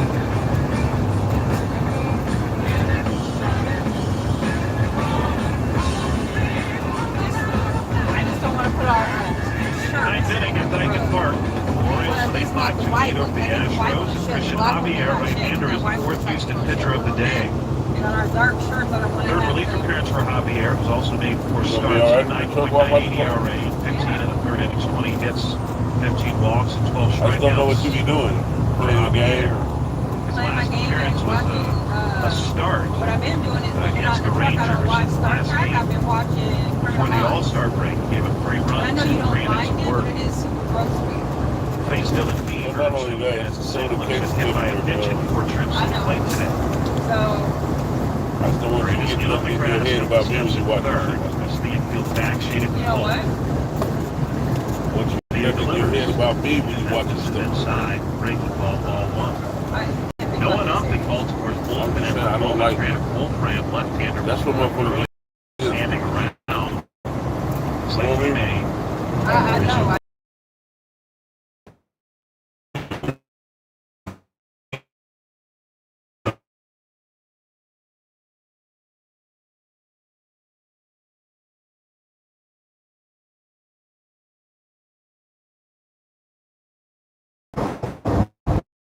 Six earthquake just hit Peru. I don't even know where that is. Javier out of the windup, delivers a 2-2. Yeah, that is off the outside corner, a changeup, and it's a full count. Oh, it's interesting to see the honesty of Javier. That certainly makes. Yeah, that big one coming to Los Angeles. 85 or better. It's going to hit Los Angeles, then it's going to hit San Francisco. Los Angeles, then it's going to hit San Francisco. I'm predicting 3-2. And that is ripping to right, racing back is and the ball is gone. Or is it off the top of the wall? No, hit the top of the wall. And in the second base, Dylan we probably with a wouldn't double, his second hit today. That just missed getting out of here. But maybe a little bit of time I ain't never to felt get that that ball from getting out of here. It was a hanging breaking ball from Javier. The Beavers has had a good series. And they well. I've been through some bad snowstorms in Denver. I've been through some bad snowstorms in Denver. Me and Paul Denver. My mama bought us. You remember that group Kiss? They had those boots. We used to wear boots like that. Astros pitchers today, 7 hit 4 batters. I remember like it was yesterday. We was at Kmart. She bought us Kiss boots. Offense is actually on the rail 7-6. A lot more free passes given by the Astros pitchers. Pitch to Alonso, and that's hit in the air. Foul. The seats off to the right. Lead giving it a look, but that's straight one. And I gotta try and get signed into my ESPN app on the fantasy app, which I charge for tablet. And I can use my Alonso came into this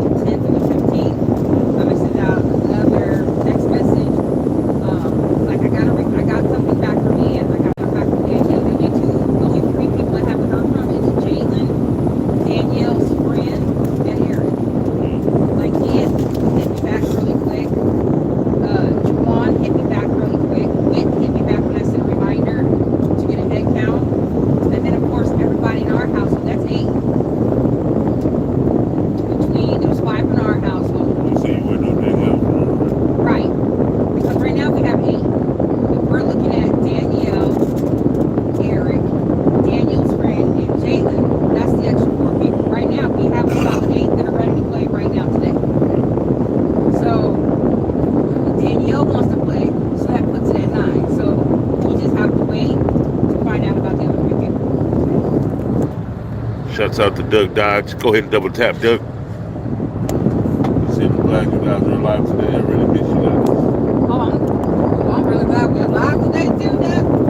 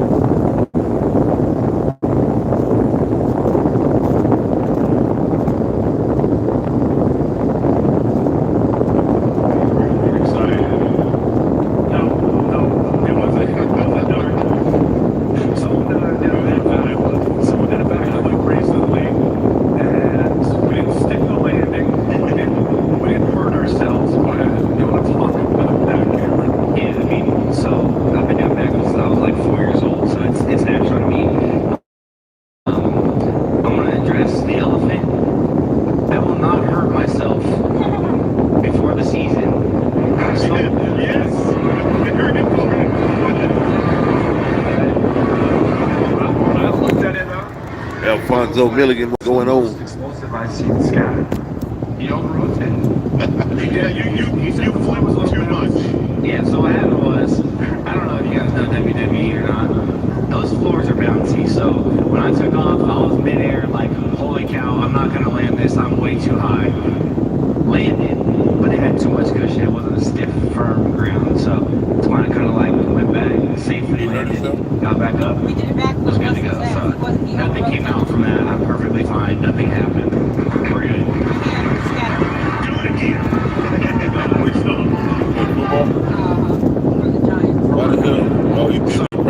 Jackson, specifically for you, it's like, you know, off season, right? It's time for improvement, and it's like Kobe. It's like off season. There's a move. We're coming back, and it's going to be mastered, and now that is now in the arsenal. Do you have anything over the off season where you're like, that's what I've been targeting? I want my footwork up. I want short area speed. Just anything like that that you've really been focusing on? Yeah, I think obviously like the first thing starts is we're all learning a new offense, so it comes with that. You learn a new system. You're picking the coach's brains as much as you can, and then the biggest thing for me this off season as a focus standpoint has been my footwork, just being dialed throughout my progression. So it's been really good. I feel like we've had a really good off season as a team. It's just guys. We actually had a really big group of us that were out and had a throw trip and getting together and having that communication. And yeah, man, I'm really excited for what we have in store this year. We are certainly very excited. I think the fact that you guys are so young and so exciting, what you guys both showed last year as rookies was so cool. The primetime game where you guys had the big win, you could feel like at home. It's changed. Things are changing right now. We got two guys who are about to take over. I'm curious, you guys came in rookies together. Did that change? Like the fact that you were the same draft class, do you think that made a difference for either your relationship or like the team? Would it not have mattered if one of you was a year before? Yeah, I think the hard part for both of us was we both came in as rookies and didn't play right away. I think that was our tough part of it. I think if I would have came in a year after him or he would have came a year after me, it'd be the same thing. But I think it did help that we were both fresh into it. We both had to understand that, hey, we got to listen to the vets. We have to kind of let them lead a little bit more than we can as rookies, because usually rookies lay low and just play ball. So now that we're past that, past the rookie year, and we're able to kind of lead on our own and help the team continue to lead, I think that's what is good for us coming at the same time, so we can kind of do it together. Yeah, I see all the videos, the fun time, the camaraderie, the 4, 4, and 6, the woos, all the fun stuff. So we're fantasy football guys. We're always looking to get that edge. And a couple of years ago, we found out that Cooper Kupp, he got morning coffee every day with Matthew Stafford. This was going to be his year. So what is your guys' relationship? We got to know the relationship outside of, when you're at the facility. Are you guys close friends? Are you guys, just hate each other, indifferent? Yeah. I hate this guy. Yeah, that was okay. It's when you have this much energy when we're around each other, it's hard to hang out a lot because we're always exhausted. But when we hang out, it's a good time, man. Like you said, we had a throw trip, we hung out, had a good time, and we get time to hang out. We do. This guy's in the facility until 8 p.m. every night, so it's hard to hang out with him. But I do my best. Quick point of clarity. We were at SiriusXM, the Fishbowl, yesterday doing a show, and we heard tale from someone that at the combine they were talking to you, and they were like, hey, Cam, and then because Cam's Scadman, but then it was like, whoa, it's Cameron. Do you prefer to be called Cameron, and like you don't want to be Cam, or it doesn't matter to you? I mean, if you can be honest. If you talk to 90% of the people that I grew up around, my name is Cameron to them. But Cam does not bother me. Scad, whatever I literally respond to anything, and he has a lot of nicknames for me, so I just turn around to whatever you say and respond. I know we like to be respectful of what you want to be called. Thank you. And speaking of energy, bum energy. You want to share any details about this? We were told there might be something going on. Yeah, I I did yesterday is I'm gonna walk out for the WWE thing. I have my own energy drink from through Bum Energy. It's called Ball Hawks Cat. Obviously, it's the Ball Hall other word, but we can't really say that for reasons of. Okay, no, we got it. But yeah, I got my own energy drink. You know, it was after I took the shoey out of my shoe. That kind of blew it up, and so I would imagine that's like 10 times the normal legal caffeine amount. Because if it's your energy drink, 10 times the legal amount, but the one I have is 100 milligrams, not bad. Yeah, the one I have is not too bad. Okay, so let's talk injuries, health, the team, both other players and you, Cameron. Everyone wants to know, what is the health? You know, that was some of the worry. Like, we saw the backflip, maybe you overflipped, but also it's like, was that an ankle issue? Was that a leg issue? How are you feeling versus, not like you're going to say, I'm doing great, I'm ahead of schedule, I'm 100%, whatever. How do you think you are today versus this time last year going into your rookie season physically? I'm ready to go. I mean, we did our throwing training. Obviously, I have to keep working and conditioning. And I mean, he can kind of tell you how I look, so go ahead. He looks real good, man. He looks real good. Check's nervous. Okay, so I feel great. I would say the last 2 weeks of my training has felt the most normal, and it's been excellent. I feel great. I'm ready to go. So to start the year, obviously we got Malik Neighbors coming back from his injury, what he's dealing with. We have Wandale Robinson gone from the team. Got a new look as far as, you know, who you're going to throw the ball to coming week 1. How do you anticipate, Jackson, the start of the season, the new weapons? Can I come through here?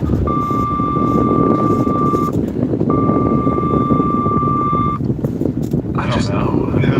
Whoever's open. We got a lot of great options. You know, obviously, you know, we're happy for Wandale and what he was able to get.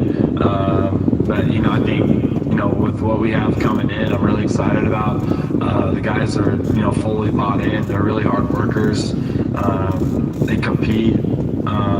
So they're going to do an amazing job. And I think that we're very versatile in the skill sets that we have as an offense. We're going to be able to run the ball really well. We got playmakers, and obviously can't wait to get Lee back, because I think a lot of people forget, like, us three on the field, like, we only got to have one quarter with each other. I think I only got to have like 3.5 games with Scott. So, you know, it's going to be awesome to have all of us back out there healthy. And I think that the new pieces that we have, like Isaiah, likely is going to, you know, pay dividends throughout the year. What he's trying to say is, when we were on the field, we scored 30 points a game. Yeah, that's true. That's true. But obviously, you know, we had injuries and stuff throughout the year, so kind of different things happen throughout the year. But you know, we're back and ready to go. So we're going to score a lot of points and hopefully win a lot of games. Jackson, where, like, schematically, like, what route is your, like, when you throw to it, you're like, this is it. We've done it all the day. We got the outcome and we got the dig. Like, what's your favorites? When the ball's coming off your hand, like, this is the route. I can crush this every time. I love like a sail route. I love a go ball. I like anything down the field. That's my favorite. Chicks dig the long ball type of a thing. I love the long. We're gonna get it. The money ball. Yeah. All right, so you guys are now going into year 2, different coaching staff, all of that. But as far as, like, it's weird because you're not, I mean, you're veterans now. Like, by rule, you're not a rookie, so you're a vet, but you're still very, very young.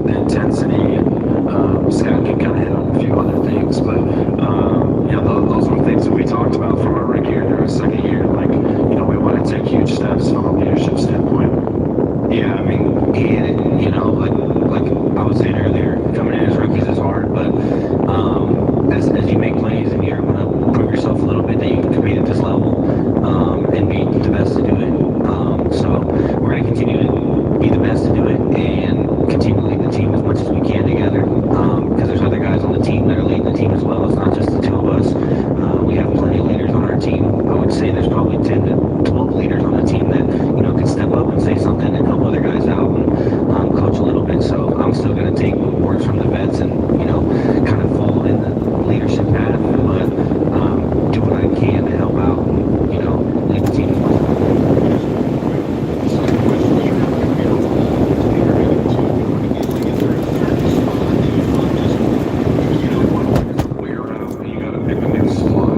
No, so obviously I was just talking this with my brother the other day.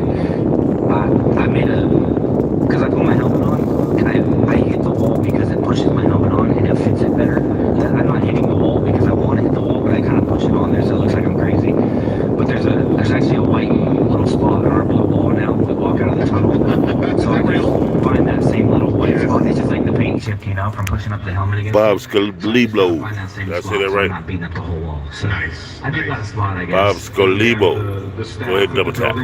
They threw the paint over it every week, but I can kind of still see where the paint is. So it just needs to put an X. Like, this is, It's a crazy thing to witness when you're walking down into a game.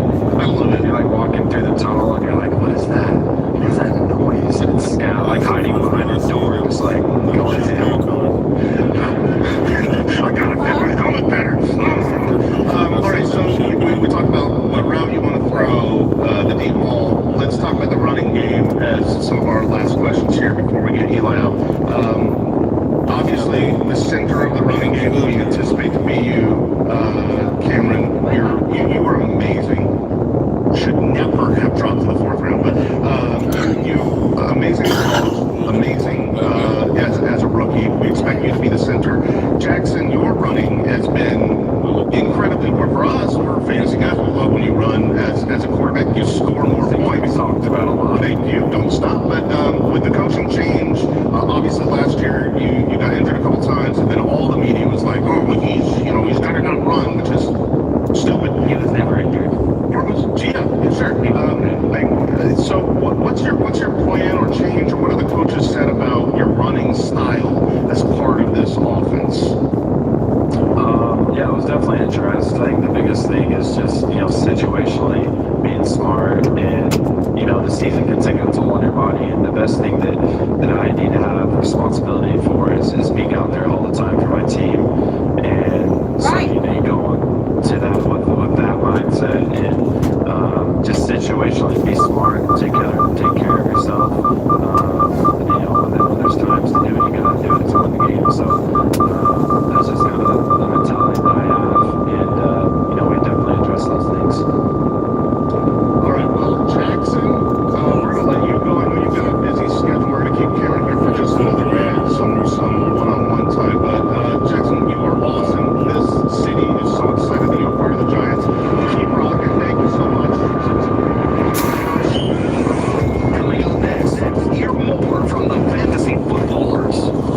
Hey everybody, this is Joe Dolan. Every weekday morning at 7 Eastern, Paul Kelly, Tom Raleigh, and myself bring you the analysis you need to score more fantasy points. One of these Packers receivers is going to hit big time this year. I think this is going to be a big season for Christian Watson. My guys, Brian Drake and Drew Davenport, are now going to help you dominate your league every Sunday with Fantasy Points Weekend. I believe in the scheme and the play call. So that said, I'm buying for rewards. Your Fantasy Points Weekend, Sundays at 3 Eastern, right here.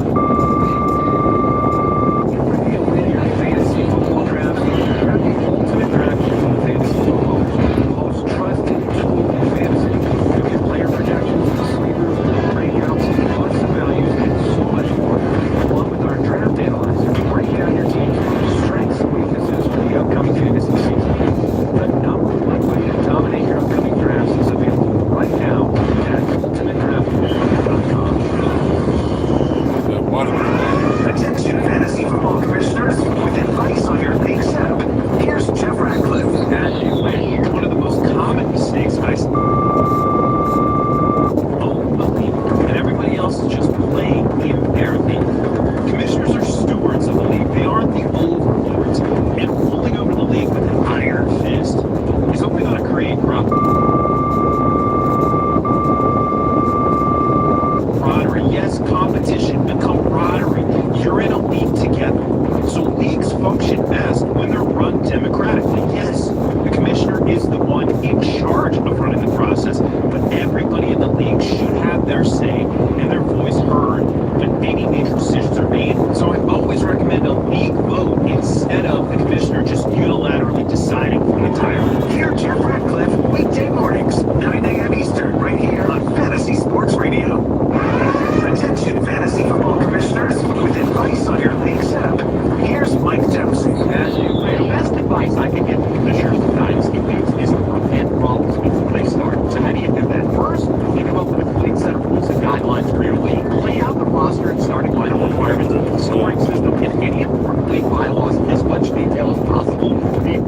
They have managers ready to leave. That way, everybody knows what they're getting into from day one. And when it comes to selecting managers, we have to be a bit discerning. As much as possible, select people with similar levels of experience and lay out how active you expect them to be. All it takes is one inexperienced owner making a series of bad trade decisions to make your league lopsided from a competitive standpoint. And finally, consider having managers pay at least a year in advance. That way, if they do quit the league, the first year with a replacement is already paid.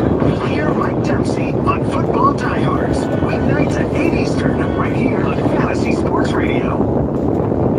Hey, Fantasy Life first, Kendall Valenzuela here. We'll preview Ted Wilson, Bryce Young, and the Carolina Panthers Monday at 11 a.m. Eastern on Fantasy Life. Before you pull the trigger on that trade, you might want to run it by us first. Sirius XM Fantasy Sports Radio. Get ready, Phoenix. On August 28th, the Fantasy Footballers are bringing the Megala Show live to the iconic Van Buren, sponsored by GNC and PetSmart. Join us, Andy, Mike, and Jason, for a night of big laughs, special surprises, and the kind of unfiltered chaos you only get in front of a live audience. The Fantasy Footballers live, one night, one stage, and absolutely anything can happen. Don't miss it. For full details and ticket info, visit ballerslive.com. Live from Fanatics Fest in New York City, here are the Fantasy Footballers. Alright, yeah, now we can get real talk. So, ASU guy, we're Arizona boys. We grew up there. So the run was electric. I want to talk to you about the draft, because we were massive scatterman guys. Just what was that process like? Do you know when you're dark, it's kind of like, relatively what's going to happen. Did you have any clue what the process was going to unfold like? What were you anticipating?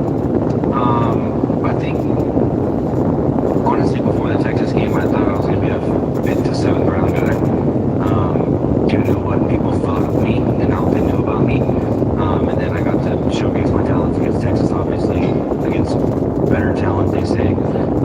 Targeting my We'll talk about it later. But I would say, going into the draft, within the first week before it, I was thinking I was going to be in that 3rd to 4th round range. Did I think I was going to go to the 4th? No. I thought I was going to go early 3rd, maybe into the 2nd, and I fell to the 4th. So, I mean, it was hard. Don't get me wrong, because I had to go to bed that night. Like, I didn't just go in the 3rd round after 2 and 3 went over.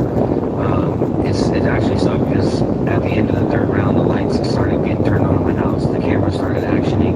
So we're like, oh my God, someone's about to call, thinking that they got insight, and nothing happened. So I told the family, be there at 9 a.m. tomorrow, and it's going to be early. So I think it was 5 picks in. I got picked, and we partied up from there.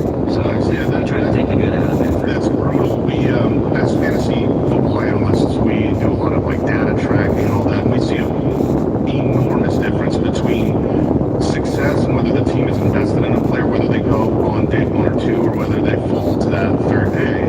And so when that happened with you specifically, we were the biggest. I mean, we genuinely were like, what is the NFL doing? They have one of the more disappointed in you. My worry when you fell there was the team might not be invested enough. All right, Andy, we need you to double tap. Yeah. But then what you did on the field really proved that's that good. That's Kira's cat. He's good.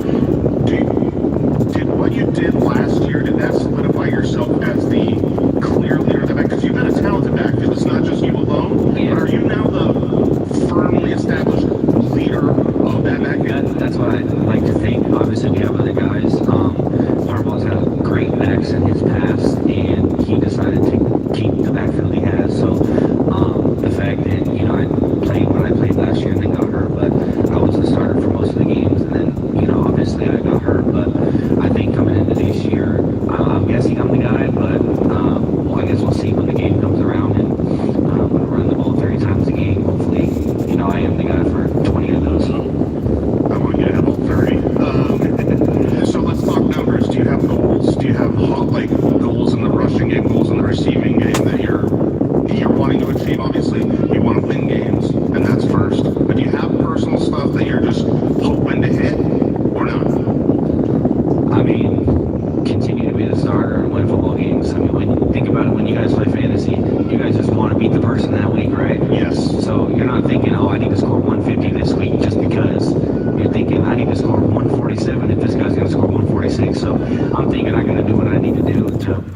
game. Yo, what game you going to, Andy?